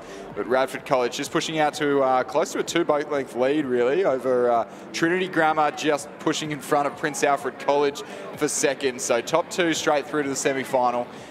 Trinity Grammar trying to put their bow ball in front to make sure that they are included in that top 2. The margin just 0.33 back to Prince Alfred College, who at this stage look like they'll have to progress through the repechage. They lead out Pulteney Grammar in 4th and the Mercantile Trinity College Composite in 5th place. And this is where it starts to get interesting, Chris, because again, we've got the tricky conditions and we've seen a few crews lead early, spend all the tickets, and then all of a sudden they're back rowing through honey while everyone else is a little bit fresher, save themselves a little bit more and ready for that sprint. It is all too easy to do in conditions like this, and when you pop in a headwind, oh, you know about it, don't you? It's very much you know about it. And again, we were talking earlier about the gusts that are coming down. So you think that you're in a good rhythm, you're really starting to get into it, and then all of a sudden, and it always seemed to be when I squared my blades, that all of a sudden you've got this big gust of wind pushing down, which when you're trying to grip on with, let's call them half digits, can make it quite interesting. Look, if it makes you feel good, I was just chatting to Alex Nicol, who raced the open pair repechage this morning, or semi-final rather, this morning. And he's saying the exact same thing, that it's not necessarily the craziest wind conditions is rode in, but it's just the gusts and that are just going to upset that rhythm and really make it difficult to maintain that leading pace that you've set up early out of the get-go. But on the plus side, it makes for great commentary for us when one crew goes from first to last and we get a good race to call, but that doesn't appear to be the case here for Radford College, who have been leading the race from the start and have opened up to about a boat length of clear water back to the rest of the competition. And it does look like there is still a battle unfolding for the minor placing. So Prince Alfred College still ahead of Trinity Grammar, who were the early second place holders at the 500 metre mark. They've opened up that margin just slightly, but not by enough to say that the race would be decided by any means. And there'll surely be some passion on the line as these boys want to avoid an extra trip down the course that they know that they don't need, and as well secure themselves, if they are lucky enough to end up in the final, a better lane from qualifying directly through the semi-final. Yeah, it just came up with Trinity Grammar being just under 6 seconds behind Prince Alfred College. So certainly not the case. I think there was about half a boat length between second and third. So it's all to play for as they're coming in now to the Red Boys, marking the 250 metre mark. Radford College have led from start to finish. They've got themselves a couple of boat lengths over the chasing pair from Prince Alfred College in South Australia and Trinity Grammar over in Victoria. And you can hear the crowd. They're really starting to see the crowds build up along the island here in front of the tents. As they're coming up towards that 250. It's still Prince Alfred College as they enter the last 200 metres of the course. It's about a quarter of a boat length from their competition on their right-hand side. Still Prince Alfred College over Trinity Grammar. The combination from Radford College have led from start to finish, and it'll stay that way, barring disaster in the last 75 metres of the racetrack here at Champion Lakes, ahead of Prince Alfred College, who look to have done enough work in the latter stages of the race to secure that second spot directly through to the semi-final. It'll be Radford College who qualify first in this final heat of the under-17 men's Cox Quad Scull, penultimate heat rather. Prince Alfred College in second place. They'll go directly through to the semi-final. And then combination from Trinity Grammar will have to race the repechage to secure their spot in the semi-final. They cross the line in third place. Pulteney Grammar in fourth. Mercantile Trinity College in fifth place. So confirmation of the win for Radford College ahead of Prince Alfred College. Both crews going directly through to the semi-finals, with the other crews going through to the repechage. A winning time there of 7 minutes 25.69. As we were talking, Chris, towards the finish there, you could see the gusts of wind blow across the water. So exactly what we were talking about earlier. We're on to heat number 6 of the under-17 Cox Quad Sculls. 4 crews in this race. Lane 4, Prince Alfred College. Lane 5, Canberra Grammar. Lane 6, Wendouree Ballarat. And Lane 7, Scotch College Adelaide. The crew from Prince Alfred College, Angus Williams, Samuel Remelay, Jasper Hill, Oliver Smith, Alex Hamoud is the coxswain, and they're coached by Amanda Tidswell. In lane 5 from Canberra Grammar, Marcus Tremopoulos, Byron Ellis, Harry Bodman, Alistair Bridgewater, Timothy Robson is the coxswain, and they're coached by Beth Bryan and Ben Johnston. Lane 6 from Wendouree, Ballarat, Stuart Hall, Max Mason, Joachim Henderson, James Clark, Jarvis McLean is the coxswain, coached by Paul Blanchfield. And in lane 7 from Scotch College Adelaide, Toby Merrigan, Sam Young, Nathan Dorrigy, Harry McDonald, Jack Stratton is the coxswain, and they're coached by Tom Merrigan and Lucy Cattell. Wendouree Ballarat in the lead through the 1,000 metres, but not a lot between our 4 crews, Chris. Yeah, so seeing another second race in a row where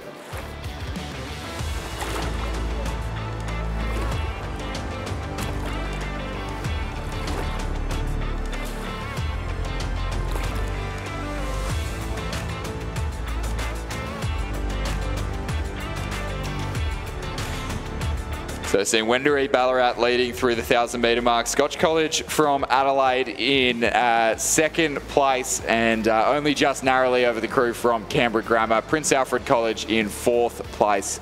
A lot of similar crews. I'm just getting myself very, very confused here this afternoon while I'm sort of adjusting to a different course and a different time zone. But Wendouree Ballarat looking the goods at in the lead at this stage as the crews approach the 1,500 metre timing point and almost in view of the tents and the crowds that are starting to build here at the finish line end of the course.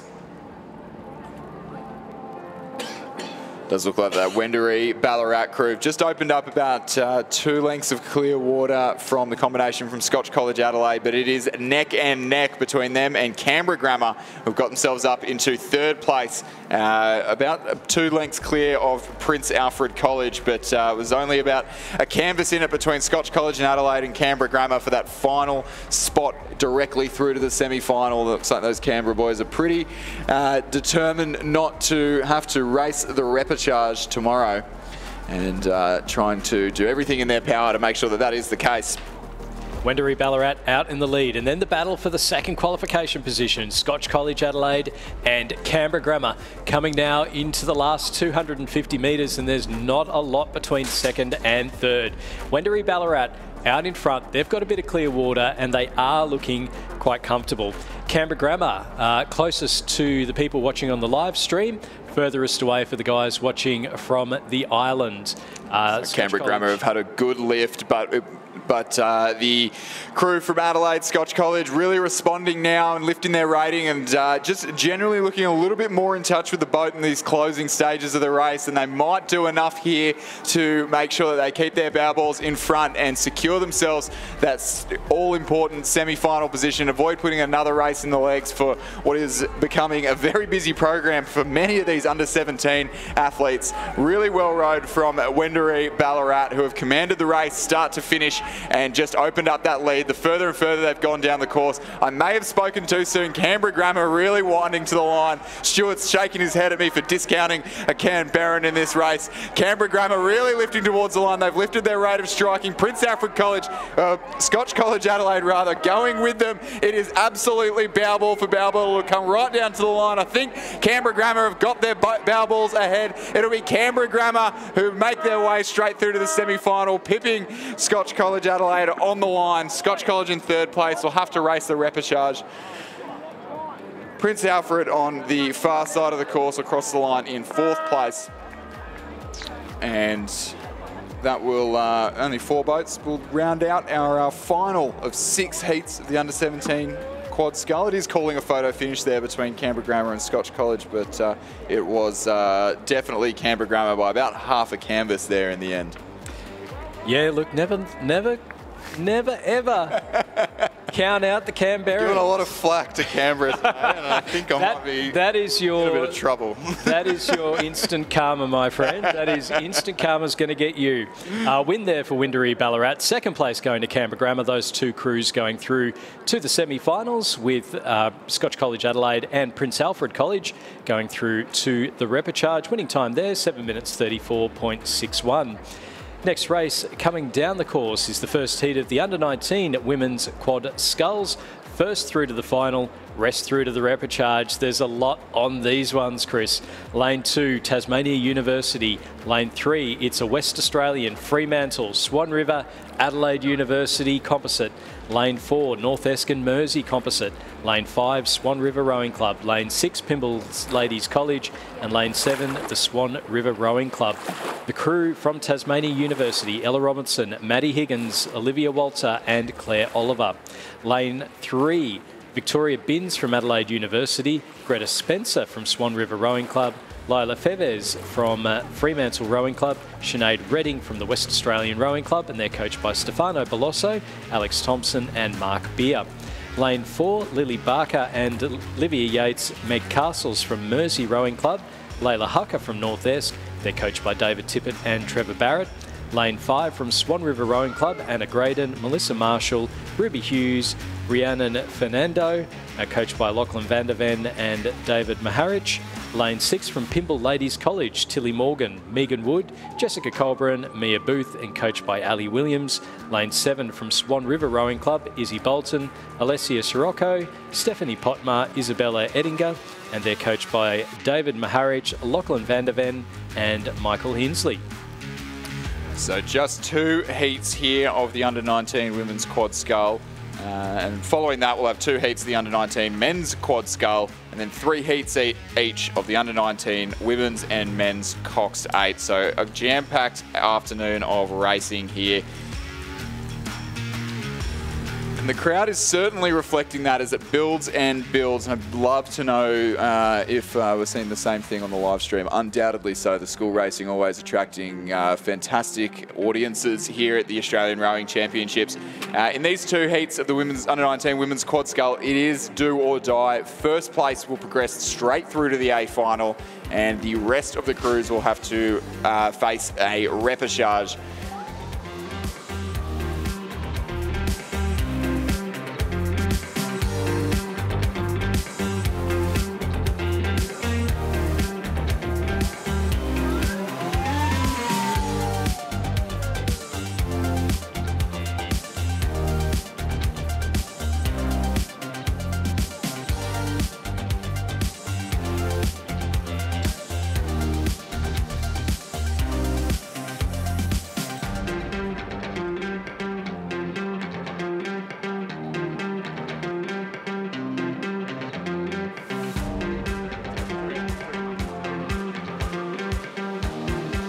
Coming into the final stages of heat number 1 of the under-19 women's quad sculls, it is Pimble's Ladies out in the lead ahead of the West Australian composite over in lane number 2, and then the North Est composite sitting in 3rd place. So, but this Pimble Ladies crew, Tilly Morgan, Megan Wood, Jessica Culber and Mia Booth out in front and looking quite comfortable to go directly through to the final of the under-19 women's quad sculls.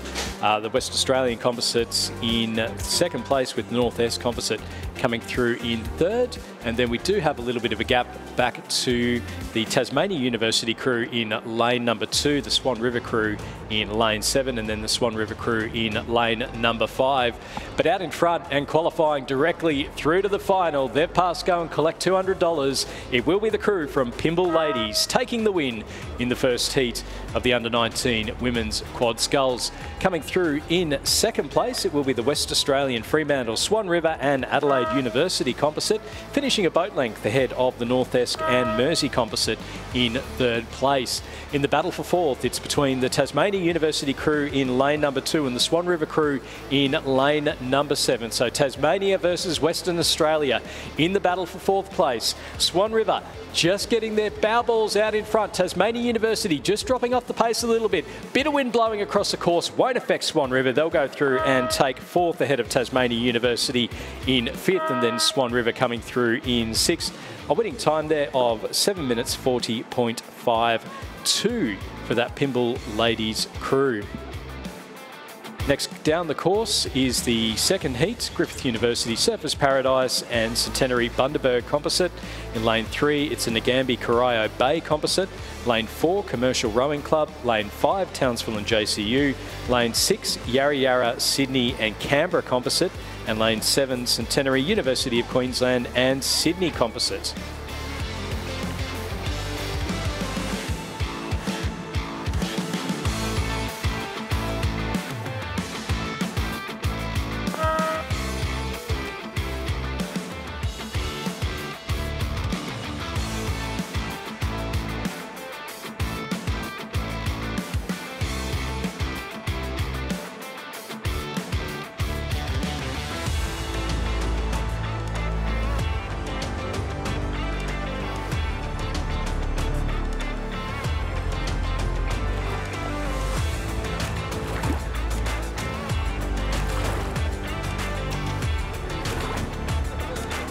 So some big names in this race. So we can see it's Yarra Yarra Sydney out in the lead, Commercial in 2nd, Griffith University Surfers Paradise composite in 3rd place. So that's Georgia Mortimer from Bundaberg, Asia Heaps from Bundaberg, Lucy McFarlane from Centenary and Remy Neville from Griffith University Surfers Paradise. The Commercial crew, Emma Searle, Bethany Harvest, Milena Wilcox and Paris Reed. The Yarra Yarra Sydney crew of Imogen Lang, Neve Tierney, Lauren Moran, Zara Kafuri. Then Centenary University of Queensland Sydney crew, Liesl Page, Lucy Searle, Liza Bridgefoot and Sophie Malcolm. Then Nagambie Corio Bay composite of Monique Guest, Joe Somerville, Leah Murphy, Lily Rose, Hall Krause. And then Townsville and JCU, the crew listed is Maya Williams, Nisha Hammond, Lily Bragg and Sarah Burke, but I believe there's been some changes to that crew. Yeah, so we will see them a little bit further back than you possibly would have imagined. Small club, and a couple of athletes have had to race in the 8 later on, so they will contest just with 2 athletes in the boat in this running, and they will get the chance to race in the repechage tomorrow. If they didn't turn up today, they wouldn't be allowed to race tomorrow, so making the best call for all involved, even if it's a little bit of a spectacle here this afternoon. But as it has been most of the way down the course, it is the Yarra Yarra Sydney Rowing Club and Canberra Composite who have been out in front pretty much from the get-go, and will continue to lead as they come down to the line. That's the combination.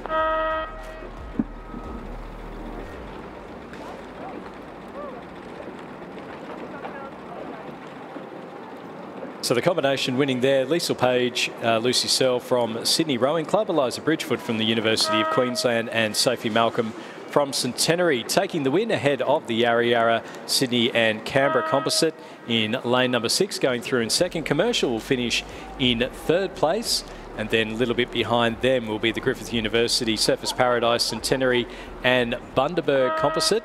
see them crossing over the line in fourth ahead of the Ngambie Corio Bay crew in lane number 3, and then that Townsville and JCU crew coming through in 6th place. So some big names in that event from Sydney Rowing Club, University of Queensland and Centenary.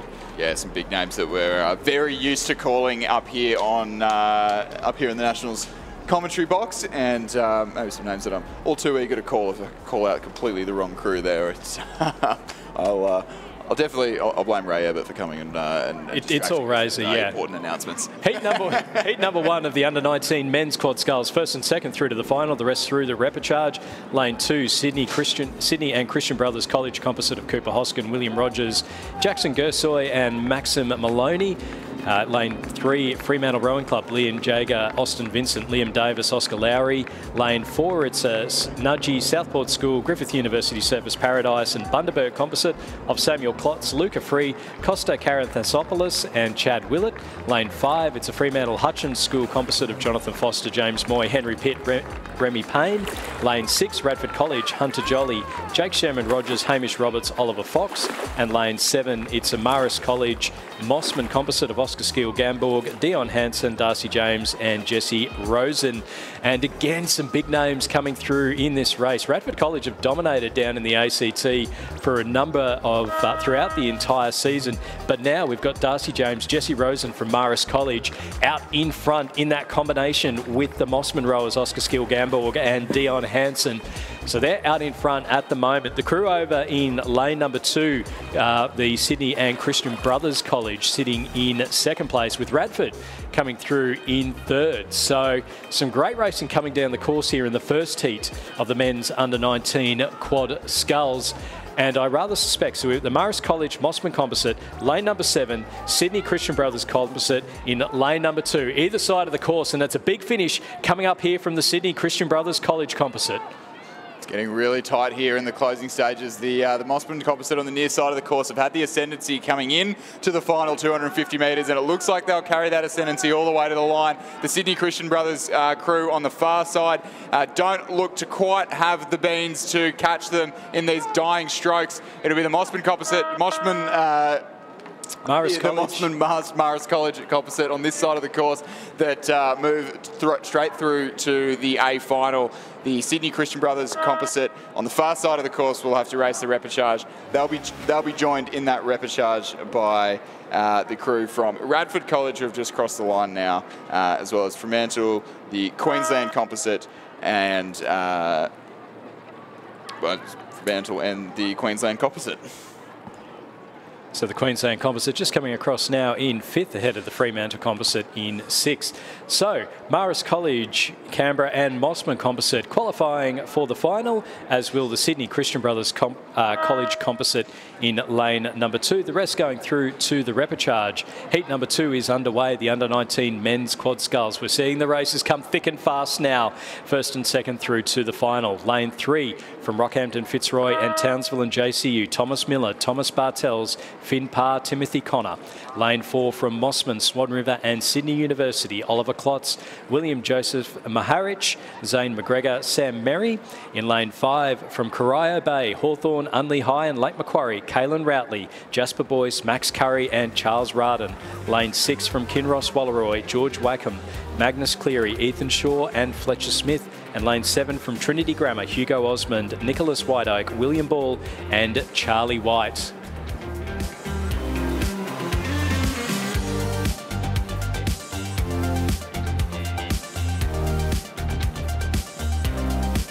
As this race comes down to the 1500 metre mark, it wouldn't hurt mentioning that we've just ticked over about 60,000 viewers on our live stream, with, as expected, the vast majority being from Australia, but about 3.5% viewing from the US of A, and a few other nations scattered about, good few viewers from the UK and Hong Kong as well. But we'll see the early race leaders, the Corio Bay composite, out at in the lead, just pushing out to a fraction over a boat length from Kinross Walleroy here in the second heat of the under-19 men's quad scull. First boat will go through to the final. The rest of the crews in this competition will have to face a repechage in order to make Saturday's A final. So at this stage, looking like that Corio Bay composite will go straight through, and the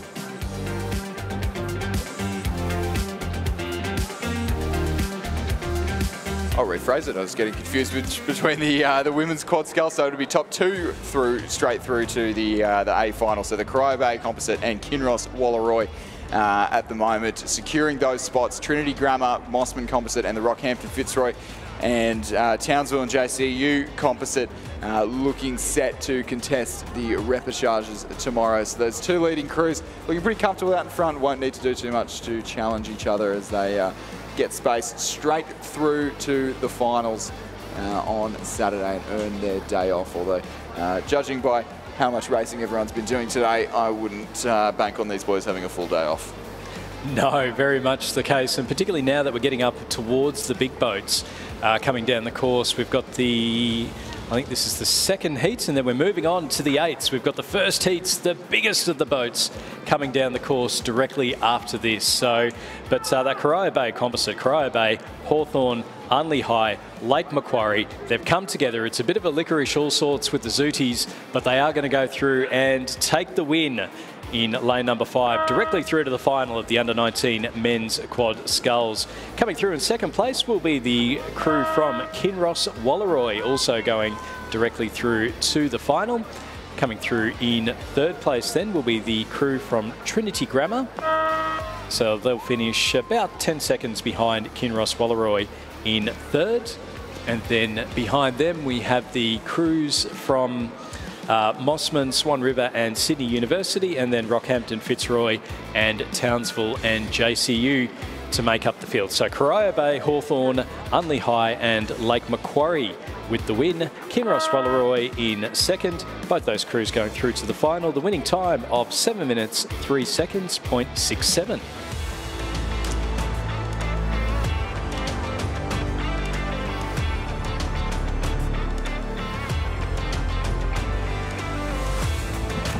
And no sooner do we say that than we are racing in the first heat of the under-19 women's Coxed 8.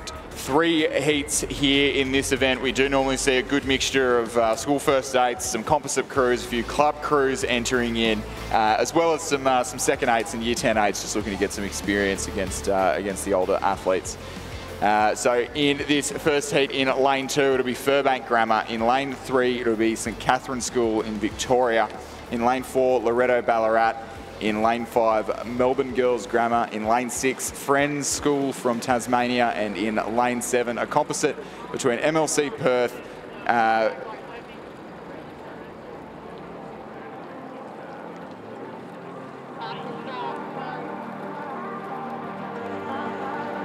it's a composite between MLC Perth and John the 23rd College. Thank you, Stuart, for helping me brush up on my Roman numerals before I pronounce some of these schools that are a bit new to us that we don't normally see over in Penrith. But as we approach the 500 metre mark, we'll see on our screen there the crew from Victoria, the crew from St Catherine's School, that's Freya Cantwell, Zara Peel, Scarlett Shelton, Zoe Hall, Lucy Green, Chloe Nevins, Sienna Darcy, Jemima Wilcox, their Cox, Scarlett Pringle, that crew coached by John Saunders and Bridget Carlisle. That's the crew who came through the first 500 metre mark with a handy 4-second lead over the Friends School from Tasmania. Furbank in third, Loreto Ballarat in fourth, Melbourne Girls Grammar in fifth, and that MLC Perth John the 23rd College composite in sixth place at that first timing point. So all to play for, but St Catherine's School getting out to a pretty handy lead there.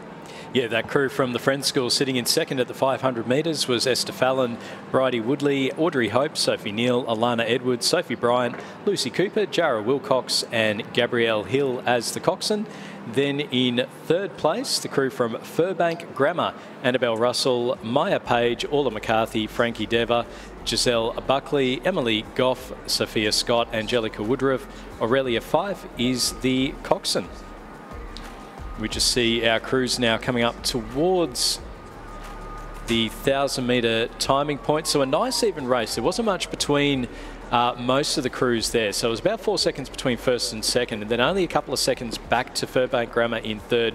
Loreto Ballarat only a second and a half behind them, and Melbourne Girls Grammar in fifth place. Certainly not without a chance of moving up into the minor placings. So But out in front, though, we are seeing St Catherine's out in the lead, but Friends School still pushing hard and not giving up. So coming up towards that 1,000-metre turning point, we've got St Catherine's School out in front, bit over a boat length between them and the Friends School from Tasmania, sitting in second place. So 3:35.18, 6.66 seconds back to Friends in second, and then Furbank Grammar 2.5 seconds behind them in third. Loretto Ballarat in fourth place. That's a crew of Amelia Ridley, Jessica Stute, Sarah Augustine, Bridget O'Brien, Gemma Phillips, Talia Whittle, Bridget Bales, Rosie Hunt and Lily Davis as the coxswain. Melbourne Girls Grammar in fifth place. Sophie Davies, Emily Twitt, Emma Kaferki, Jessica McLennan, Emily Walters, Lulu Burney, Felicity Batten, Cara Duffy and Audrey Sirachi. And then the Perth MLC Perth and John the 23rd College Composite, Eliza Brown, Sophie Livingston, Edwina Kilpatrick, Ashley Purnell, Grace Morrison, Bronte Vinicum, Imogen Wheeler, Jacqueline Gilbert, Neve Fraser is the coxswain. So I don't think the live timing's quite reflecting how close that battle for second place really was. So Friends School from Tasmania sitting in that provisional second qualifying spot to the semi-final. But Furbank Grammar really asking some questions and knocking on the door of those girls from Tasmania. And it does say 2.51 seconds. I saw it as about a quarter of a boat length, which is certainly less distance than that. So as those girls from Friends, that did look like they were just starting to falter there at the 1,000-metre mark. So we'll see in the third 500 if Furbank can ask the right questions and maybe get the answers they're looking for and move up into a qualifying position for the semi-final. It's definitely a big ask to have to do 4 8s races to get through to the National Champs final. So to have to be able to cut one off that will be a welcome thought on the minds of these ladies from Furbank Grammar. But St Catherine's School with that, at this stage, pretty signature style of really ripping on it in the second half of the stroke, looking pretty calm and confident out in front. A really dominant schoolgirl crew, a program that's been dominant in not only Victoria but also all around Australia for a good number of years now. Friends sitting about 8.5 seconds behind, and Furbank Grammar just dropping behind a little bit. So Friends School in Tasmania giving the answers that they wanted, but not necessarily the ones that Furbank were looking for in that battle for the second qualifying spot, and moving out to 6.5 seconds is fairly insurmountable over 500 metres in an 8th race, especially this late in the afternoon.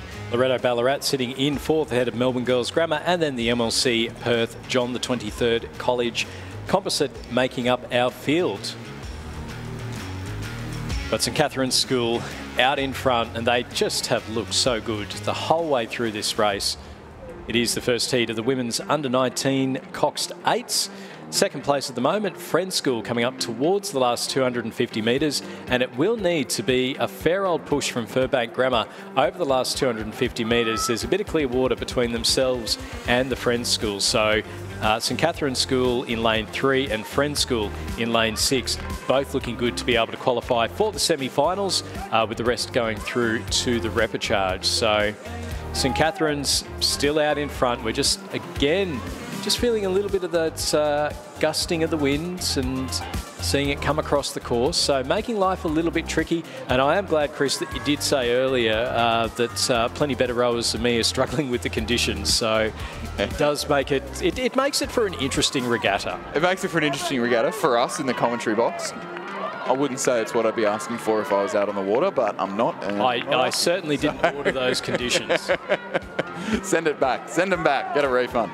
It'll be St Catherine's School from Victoria, who have led start to finish, looking incredibly dominant here in the women's under-19 Coxed 8. They'll go straight through to the semi-final. They'll be joined in that semi-final by Friends School from Tasmania, who have sat by in second place most of the way through the race, really answering some questions that were asked of them by the Furbank School on the Furbank Grammar rather, on the far side of the course, who will cross the line in third place. And will need to contest the repechage in order to make their way through to the semi-final. Loretto Ballarat in fourth place, Melbourne Girls Grammar in fifth. And the MLC John the 23rd College Composite making up our field there. Winning time there for St Catherine's, 7 minutes 30.79. So Friends School just able to make up a little bit of space over that second 500 metres. Our next race is heat number 2 of the under-19 Women's Cox State. Lane 2, the Wilderness School from South Australia. Lane 3, Loreto Toorak. Lane 4, Caulfield Grammar.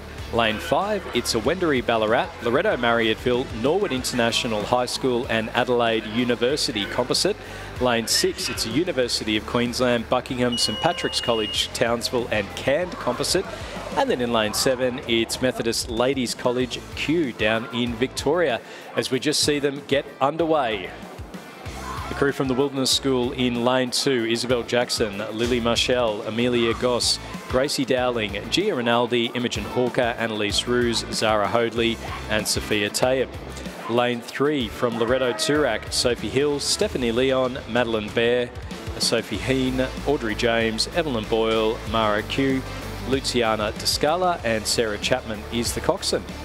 Lane 3 from Caulfield Grammar, Amelia Pinder, Grace Kennedy, Olive Pascoe, Annabelle Barnett, Stephanie Longley, Ella Maskiel, Ava Pigeon, Emily Condren, Ivy Jones is the coxswain and coached by Hannah Every Hall. Lane 5 from Wendouree Ballarat, Loreto Marryatville, Norwood International and Adelaide University, Emily Lang, Emma Newhouse, Angelica Chia, Fern Rosenbauer, Emma Gowans, Tess Squire, Daisy Simpson-Kerr, Charlie Gatlin, Lily Connell is the coxswain. Lane 6 from University of Queensland, Buckingham, St Patrick's College, Townsville and Canned, Lillian Slatter, Molly Salisbury, Sarah Burke, Lily Bragg, Georgia Montague, Hannah Riches, Isabel Allen, Minea Bishop and Bo Palmer is the coxswain. And then lane 7 from MLC Q is Portia Gowrie, Olivia White, Georgina McLeod, Lucy Speed, Alessia Calciano, Carolyn Buckley, Josie Martin, Evelyn Ford, Alessandra Lowe is the coxswain. Well done, Stuart. With that number of composite crews, I wouldn't have dared do the roll call for that race, but it is getting to that week where a commentator starts to dread the word composite. But here we are, not a particularly bad one. I remember last year there were some dreadful composites with 9 different clubs in them across all the different... licorice all sorts. The licorice all sorts, the smorgasbord of clubs.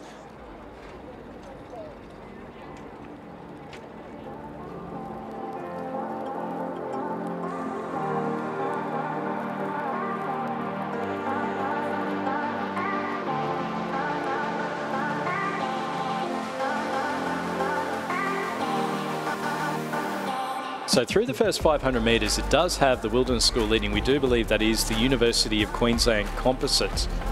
Sorry, that's the Loreto Toorak sitting out in front at the moment, ahead of Caulfield Grammar and the Wilderness School. Then over on the far side of the course, we've got the University of Queensland Composite, then back to the Wendouree Ballarat Composite and MLCQ making up our field through that first 500 metres. Did look like, yeah, Loreto Toorak through there, despite what the timings quite telling us. Would have been Loreto Toorak, and then the University of Queensland Composite there, which we won't be mentioning all the clubs in that one, given that it is just about every club in Queensland combining to put that one together. Lillian Slatter from Canned, Molly Salisbury also of Canned, Sarah Burke and Lily Bragg of St Patrick's College, Townsville, and then Georgia Montague, Hannah Riches, Georgia Montague, Isabel Allen, Minea Bishop of University of Queensland Boat Club. In that one.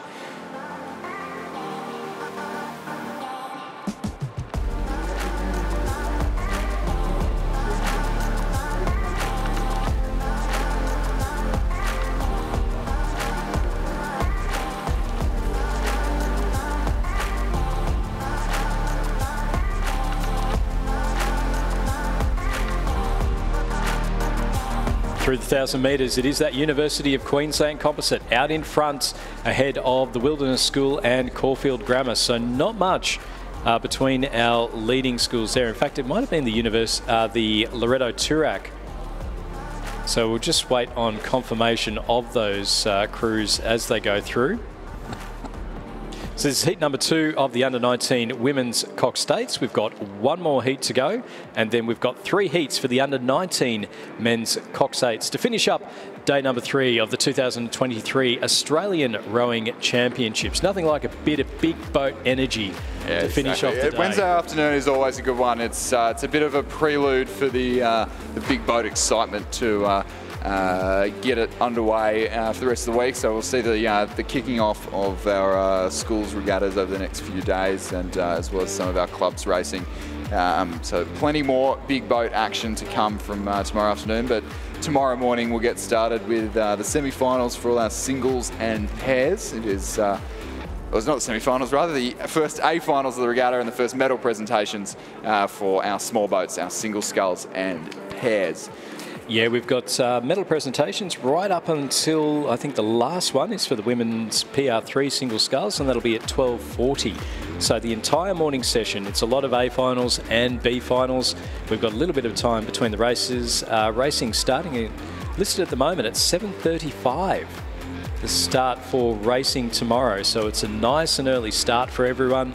To be able to get through those races. You can see down here near the finish line, the white picket fence has been set up, so hopefully the wind doesn't pick up overnight, but that will be where the medal presentations will be held later on. So, okay, so we're not going to listen to the live timing there, because that was most definitely the University of Queensland Composite, about 3 lengths ahead of the field, not MLCQ there. That combination from all over Queensland with some fairly big names in there, and I would be considering a favourite to go up against that St Catherine's crew that we saw in the past heat. Would you call it a Voltron crew? Combining all the different colours, combining. One big 8. That's the way. Licorice all sorts, Voltron. I think we can come up with some more metaphors by the end of the regatta. Yeah, the Penrith Rugby League Club. So just getting that rugby league comment in for anyone. As Lily raises her fists into the air and says, why? Out in front, though, it is the University of Queensland Composite in lane number 6. They're being put under a bit of pressure there from Loreto Toorak. It looks to be in lane number 3, and then Caulfield Grammar sitting in 4th place. And then back a little bit further to the Wendouree Ballarat Composite in lane 5, the Wilderness School in lane 2, and MLCQ in lane number 7. We're seeing a bit of a push come here, though, from the Loreto Toorak crew. The University of Queensland Composite had the lead for a large part of the race. The Loreto Toorak crew now coming out. They're within half a boat length. They've got about 100 metres to go. The University of Queensland Composite, though, see the danger out to the right. The Coxswain exhorting them to go through to the finish, and they'll be able to go through and take the win in heat number 2 of the under-19 women's Cox States. That University of Queensland, Buckingham, St Patrick's College, Townsville and Cairns Composite finishing ahead of Loreto Toorak in 2nd place. 3rd going through to Caulfield Grammar, it looks like. And then back a little bit further to the Wendouree Ballarat Composite in lane number 5. And then the crews on either side. The Wilderness School from South Australia and MLCQ in lane number 7. So we'll just wait on the final confirmation of times and crews. So just calling that one as we crossed over the line. So we're just seeing MLCQ cross the line now, ahead of that, what looked like the Wilderness School. So we'll just wait on the final confirmation of placings for heat number 2 of the under-19 women's Coxed 8s. Heat number 3 is underway. Final heat for the women's events for the Wednesday racing here at the 2023 Australian Rowing Championships. Lane 2, it's a Sydney University Queenwood School composite of Phoebe Campbell, Brooke Cuttance, Zoe James, Alyssa Fickers, Charlotte Botha, Chloe Driver, Alexandra O'Brien, Imogen Gray, Chloe Giuretta as the coxswain. Lane 3 from Seymour College, Zali Grudnoff, Georgia Walters, Anya Felderhoff, Caroline McNally, Grace Barrera, Victoria Binns, Abby Arnold, Daisy Holland and Olivia Rhymes. Lane 4 from Geelong Grammar, Matilda Hunt, Kitty Kisvada, Aisha Yates, Eve Grilovich, Claire Hamilton, Sienna Hewan, Quimby Yates, Emily Pincock and Olivia Mann. Lane 5 from St Catherine's School, Madeline Mannins, Bianca Rupnik-Williams, Sienna Morgan, Chelsea Baker, Erin Cara, Layla Gaston, Madeline Swain, Jade Bliss, Sophie Castellas. Lane 6 from Ballarat Clarendon, Georgina Kemp. And in fact, we do look to have had a false start. We do look to be having a restart in heat number 3 of the women's under-19 Cox States. So just finishing with those crews, Ballarat Clarendon, Georgina Kemp, Lily Dwyer, Taya Kursanovs, Delaney Troon, Amy Goodson, Mackenzie Kopke-Veldhuis, Katie Jackson, Lucy Richardson, Chloe Tippett. And then in lane 7 from the Methodist Ladies College Q is Sophie Lynn.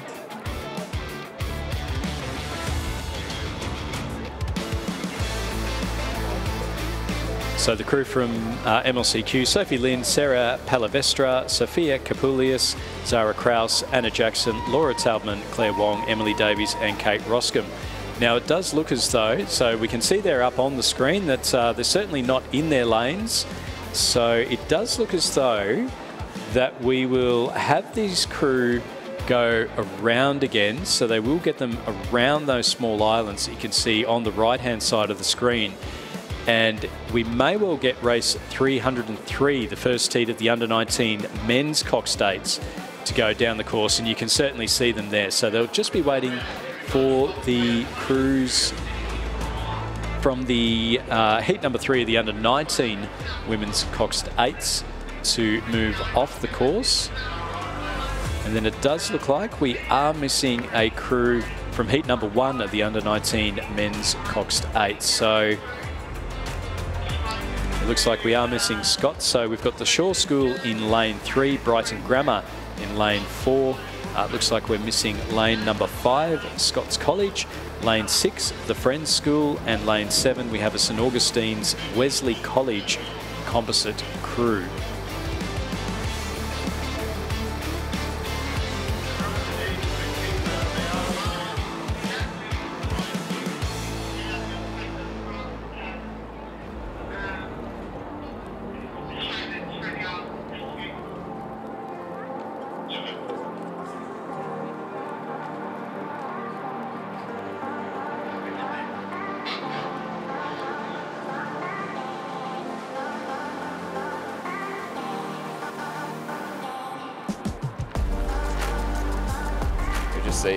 We're just waiting on the crew from Scott's College to attach to the fingers. Probably be another couple of minutes there.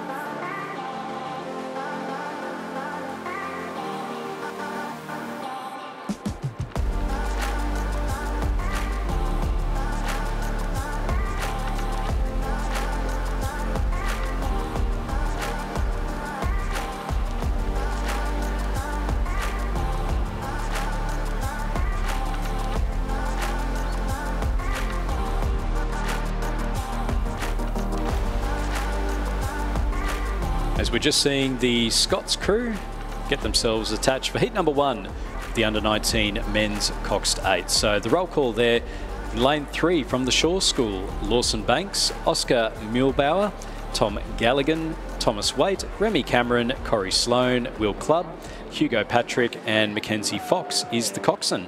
Lane 4 from Brighton Grammar, Hamish Elliott, Fletcher Brown, Michael Farrand, Tom Trist, Isaac Pells, Oscar Goodyear McGrath, Hugh Cabangeli, Oliver Smith and Monty Brown. In lane 5 from Scots, Jack Lampson, Archie Hughes, Monty Pikulis, Tom Juricic, Samuel Stewart, Lucas McGregor, Samuel Ireland, Angus Wells and Finlay Cardno. In lane 6 from the Friends School, Jack Connard, Thomas Campbell-Jones, Ollie Atwell, Charlie Mitchell, Gabrielle Williams, Clancy Gibson, Lewis Underwood, Hamish Klein, Isabel Leckie is the coxswain. And in lane 7 from St Augustine's and Wesley College, Tane Potts, Oscar St Pierre, Nicholas Bryant, Lachlan Idle, Charlie Johnston, Amos Kirk, Joe Lynch, Dougal McKenzie, Josh Pfefferkranz is the coxswain.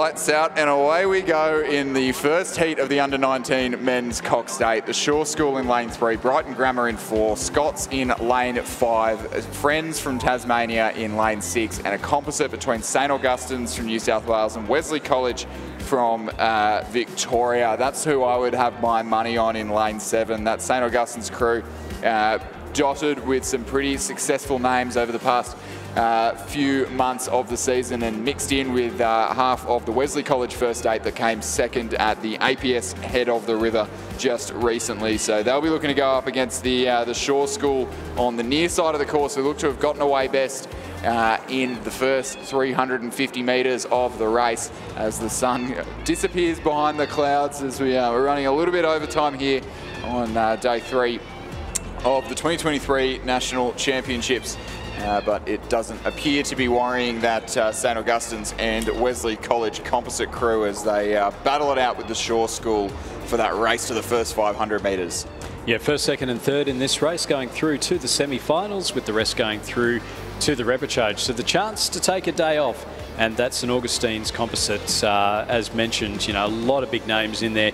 Joe Lynch, part of that World Championship winning Cox 4 last year, so certainly some big names. Very handy with one oar in the hand and heading past the 500 metres. They're about a boat length ahead of the Shaw School, sitting in second place, closest to the cameras over in lane number 3. Friends sitting in third place, ahead of Brighton Grammar in 4th, and then Scots coming through in 5th place. Yeah, so it's a pretty good shout from the Shaw School to hold on to the St Augustine's composite there. The wind is blowing squarely across the field, which won't be helping their efforts. Shaw School not the result they were looking for at the GPS Head of the River just about 5 days ago. 6th place, definitely not where they're used to sitting in the contention for the major Rennie, and this will be their chance to redeem themselves here at the National Championships in Perth, and hanging on by less than half a boat length at the 500 metre mark is definitely a good sign of some improved racing to come.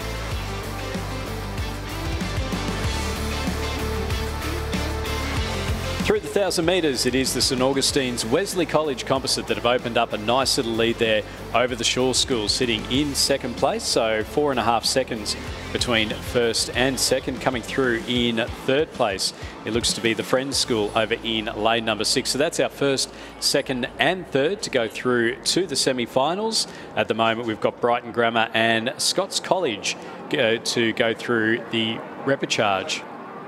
So pretty handy time to the first to the 1,000 metre mark, considering the pretty poor conditions for that St Augustine's Wesley composite. 3:10, whereas this crew on its heyday would probably go about 20 seconds quicker. But or if they're aiming to be a crew qualifying itself for the junior national team, that's about how much quicker they need to be going at that timing point. But given the conditions, not too bad at all, and not too bad for Shaw to be hanging on there. So Friends in third, Brighton Grammar in 4th. And the Scots College rounding out the rear of the field. I do believe that is their Year 10-8, and they are down an athlete at the moment. I think an unexpected change there. But as we saw earlier in the quads, if you don't race, pull out, you won't be eligible to race the next round. So they're having a leisurely paddle down the course with 7 athletes here, and they'll be back tomorrow in the repechage to earn their spot in the semi-final. Out in front, coming towards the 1,500 metre mark, it is the St Augustine's Wesley College composite. As mentioned, Joe Lynch from the World Championship winning under-19 Cox 4 last year. Oscar St Pierre, the brother of Oliver St Pierre, who was in that crew. So Oscar looking to match his brother. We can see there's now a lot of clear water between first and second. Shaw School from New South Wales sitting in second place. They're now 7.5 seconds behind them in second, with a bit more of a gap. Again, 9 seconds between Shaw in second and the Friends School in third place. And then back to Brighton Grammar and Scots College in lane number 5 as they're coming up now. As we just see the certainly the view from the commentary box, and for the people out on the island looking out west, Perth has some fantastic sunsets, and I dare say that we're about to get a very nice one coming across as we all go to leave. I'd say so. In my qualified experience of having seen precisely none in Perth ever, but it does look like it's going to be a ripper, doesn't it? First time to Perth. First time to Perth. Oh, there we go. First day in Perth, and I'm spending it here. Having a fantastic time. Forget the selfies with the quackers. It's Roddy, you're out commentating on the Australian Go up here and get a Championships. selfie with Stuart John. That's what I want. Mate, nobody wants that selfie. I believe the last selfie I took was in about 2007. Very happy to keep it that way. St Augustine's out in the lead. They're now into the last 100 metres or so, managing to hold off the Shaw School in second place. But it's been a good row from the Shaw School. And then they're about a boat length or so ahead of the Friends School from Tasmania in third. So a win from start to finish. The St Augustine's Wesley College Composite. They'll go through to the semi-finals of the Under-19 Men's Coxed 8. Second place going through to the Shaw School, and we can see there that there is a bit of a gap just easing off there towards the end. They know they've qualified for the semi-finals. The Friends School going through in third place. Brighton Grammar will finish fourth, with Scots finishing in fifth. Those two schools will be going through to the repechage that'll be on tomorrow. So just the one repechage race on tomorrow. And that one repechage race will probably only be for one crew to qualify through to the final. So that one is always one to watch. It is a truly do or die event. It'll be a full field where only one crew gets to move forward into the semi-final, and the rest of them will be sent home.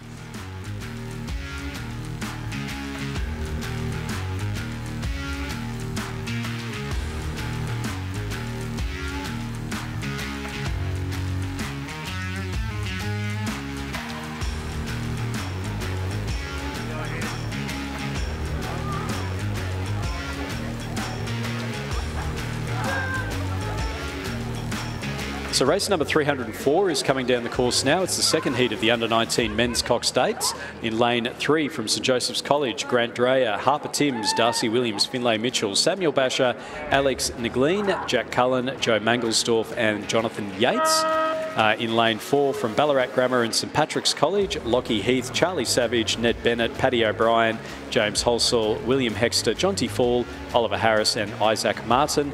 Lane 5 from Caulfield Grammar, Toby Flinkier, Ned Smith, Harsmit Diman, Casper Tabane, Joshua McVean, Oscar Tilley, Curtis Wilkinson, Luca Druitt and Oscar Randonson.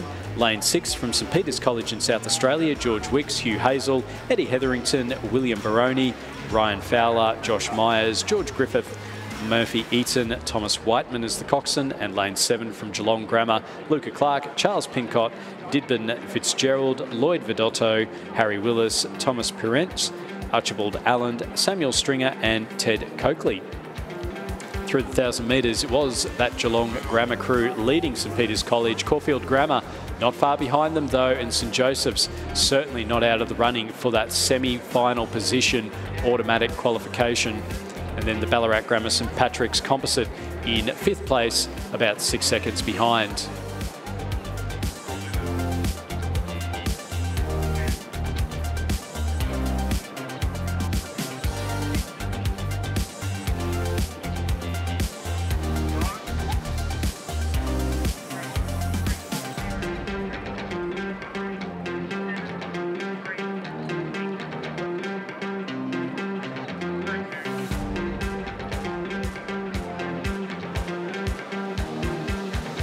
So through the 1,500 metre mark, Geelong Grammar leading St Peter's College, and they're just a second back to Caulfield Grammar and another second back to St Joseph's. We've got first, second and third to go through to the semi-final. The balance going through to the repechage. So an exciting finish coming up here.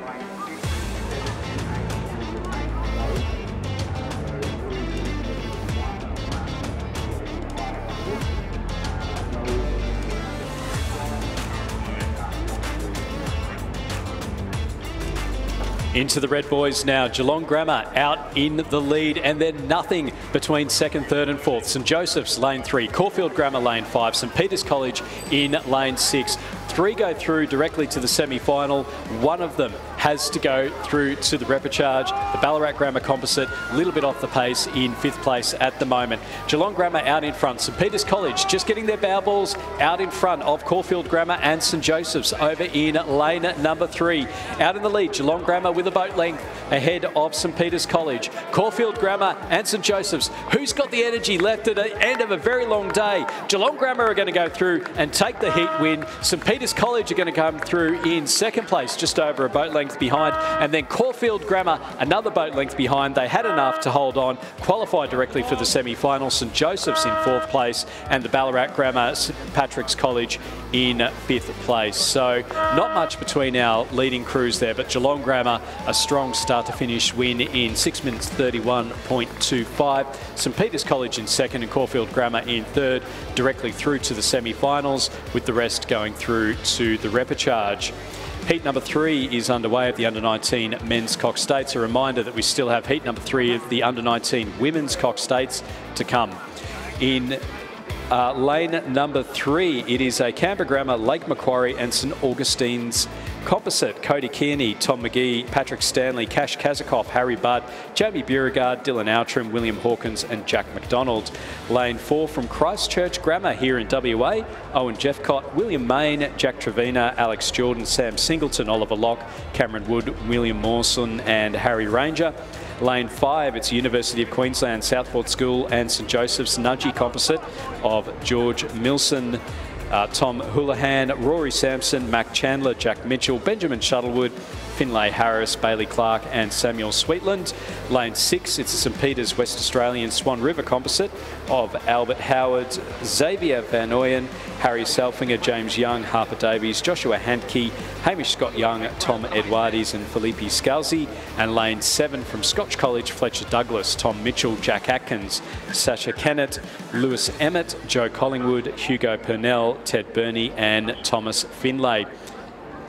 Through the 500 metres, it was the St Peter's Composite in lane 6, leading the University of Queensland Composite, lane 5, Canberra Grammar Composite, lane 3, and then Scotch College making up our field. But there's not a lot to choose from between our leading crews. So about a second between the St Peter's Composite in lane 6 and the University of Queensland Composite in lane number 5. We're just seeing the Canberra Grammar Composite come through in 3rd place in that final semi-final qualification position, a boat length ahead of Scotch College, sitting in 4th place, and then Christchurch Grammar sitting in 5th place. So just this race in the final heat of the Under-19 Women's Cox States still to go. They had to rerun that event after an issue with the start. So this is our penultimate race for Wednesday racing here at the 2023 Australian Rowing Championships.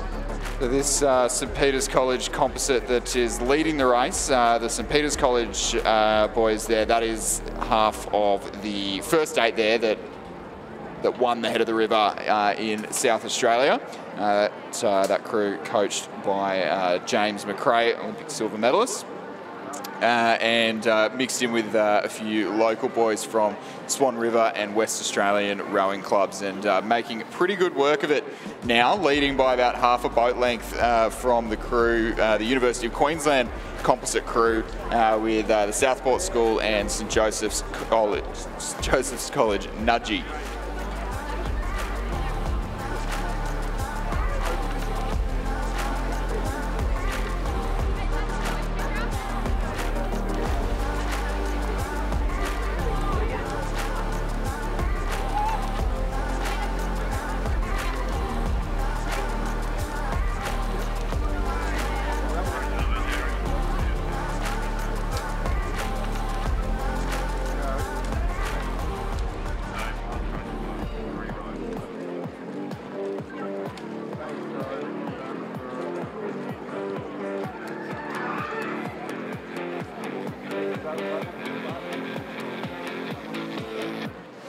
So the Learn and Load is about to start. So for the people at the course who want to go to the Learn and Load, you head to the Row Union on the island. So that's about to kick off.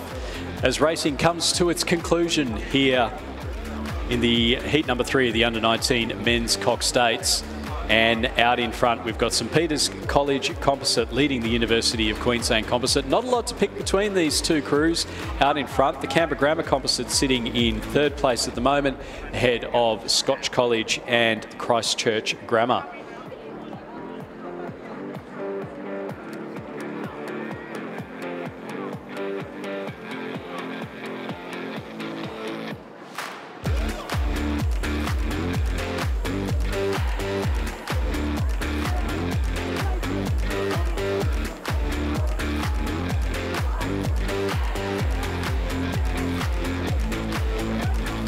So St Peters College bookending this composite crew that's about to come across the line, sitting there in bow 2, and 7 and 8 West Australian members of West Australian Rowing Club and Swan River Rowing Club filling out the meat of that one as they finish ahead of the Queensland Composite crew. Those two crews straight through to the semi-final, and the 3rd crew that'll be straight through to the semi-final with the Canberra Grammar, Lake Macquarie, St Augustine's composite on the far side of the course. Those 3 crews straight through to our semi-finals. Scotch College from Victoria and the Christchurch crew, the locals, those 2 crews will race the repechage to earn their place in the semi-final. So a fast time there from that St Peters College composite of 6:26.8, ahead of 6:31 in the 2nd heat there. So some quick times coming through. We are now back to the final race for today. It is heat number 3 of the under-19 women's Cox 8. So they have made a start. They are going through they have gone through the 500 metre mark. So we've got the Sydney University Queenwood Composite in lane number 2, Seymour College in lane number 3, Geelong Grammar in lane 4, St Catherine's School lane 5, Ballarat Clarendon in lane 6, and Methodist Ladies College Q in lane number 7. Through the 500 metres, it was the Sydney University Queenwood crew out in front, ahead of St Catherine's, Geelong Grammar, MLCQ and Ballarat Clarendon. As we just see them now coming up towards the 1,000 metre timing point. So 1st and 2nd in this race are the 2 that go through to the semi-final, with the rest going through to the repechage. And there's not really a lot to pick between our top 5 crews. We may well have it. The last race of the day, on the day 3, the Australian Rowing Championships, might well be one of the most exciting. Over here in lane number 2, the Sydney University and Queenwood School Composite, about boat length ahead of the crew in lane number 3, ahead of Geelong Grammar and then Seymour College. Not far behind them, Ballarat Clarendon sitting in 4th place, and then a half a boat length back again to MLCQ. So the final race of the day as the sky lights up with some beautiful West Australian colours, and I'm sure that these girls in the Sydney Uni Queenwood Composite, after having a few races under their legs for their schools already today, will be pretty keen to get this one over and done with. It's been a long time out on the water after that false start and re-row, and waiting for crews to get aligned and all the rest of it, and they'll be definitely pretty glad to see the finish line at this stage. So this year's Australian Rowing Championships, it's our first Learn and Load session. It's hosted by Olympic silver medalist and 776 BC co-founder Cameron Mackenzie McHarg. It's on tonight, so you can head to the Reunion Bar, where you can learn from Australia's top performance staff and athletes while you load up with a pass to dinner. It's a great chance for kids, coaches and parents involved with rowing to hear firsthand as to how they can excel in their rowing career and maybe one day become one of our NTC athletes as well. It's also a great opportunity to ask top performance staff and athletes any questions that you may have. So if you head up to the Reunion Bar, that's where that is being held. So the Row Union Bar. Looks like we've got some really good racing on our hands now for the final race of the day. So the Sydney Uni and Queenwood Composite on the near side of the course. They've been leading from start to finish, but haven't done enough quite to break out clear water as they approach or cross through the 1,500 metre mark. Geelong Grammar sitting hot in their heels, just over a second behind them. The Seymour Adelaide Uni Composite about almost a boat length behind them. So they're our top three, 1.75 seconds back to Ballarat Clarendon in 4th place, MLCQ in 5th. So the Sydney Uni Queenwood combination, who have been leading since the start of this race, have not got all their work done just yet. They will face a little bit of a challenge from Geelong Grammar in the centre of the course.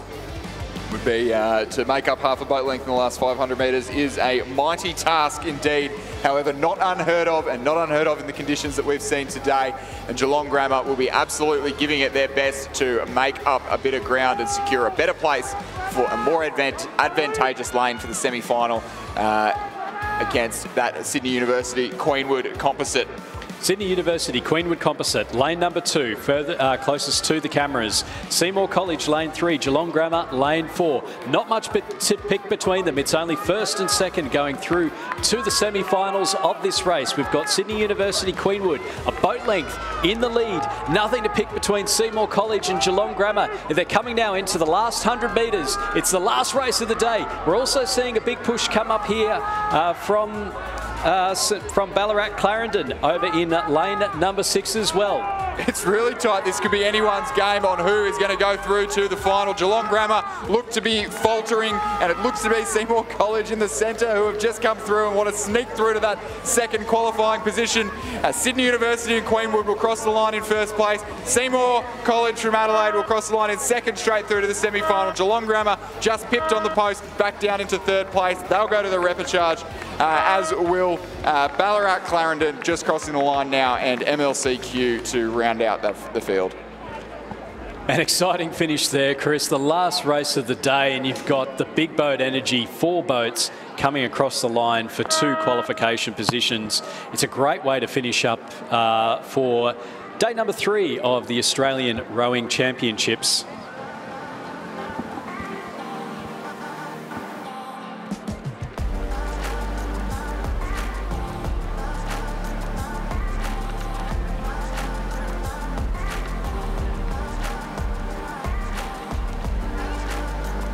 That's a wrap on the third day of the Australian Rowing Championships for 2023 here at the beautiful Champion Lakes in Perth. Stuart, give us a highlight of the day, mate. I think that last race was one of the highlights, but certainly one of the big things that we've seen, Chris, has really been those comebacks through the conditions. We know that it's difficult at the start. We know that when you get into the last 500 metres, you've got that opportunity through the smoother water with the protection coming up from the island, with the way that the wind's blowing across the course, to really make up some big ground. We saw 6 seconds successfully run down. We saw 10 seconds nearly run down in some of the smaller boats. So really, I think some of those comebacks have just been absolutely amazing, and very much looking forward to seeing what will happen tomorrow, where we've got the finals. Yeah, well. Absolutely. I think it's the stage is set for some fantastic racing. Anything in particular that you're looking forward to for tomorrow? Look, I think the open men's and women's single sculls, it's very open in the men's. I think Tara Rigney has shown a class over the last 12 months. I would have her as favourite for the women's singles. But the men's singles, well, Cormac Kennedy-Leverett won at New South Wales. Caleb Ansell beat him in the first heat here at this regatta. So Jack Hargraves up there as well, winning a heat. And yeah, that and the pair, I'm absolutely looking forward to tomorrow. And we can't wait to see you all here racing from 7:30 tomorrow morning. See you then.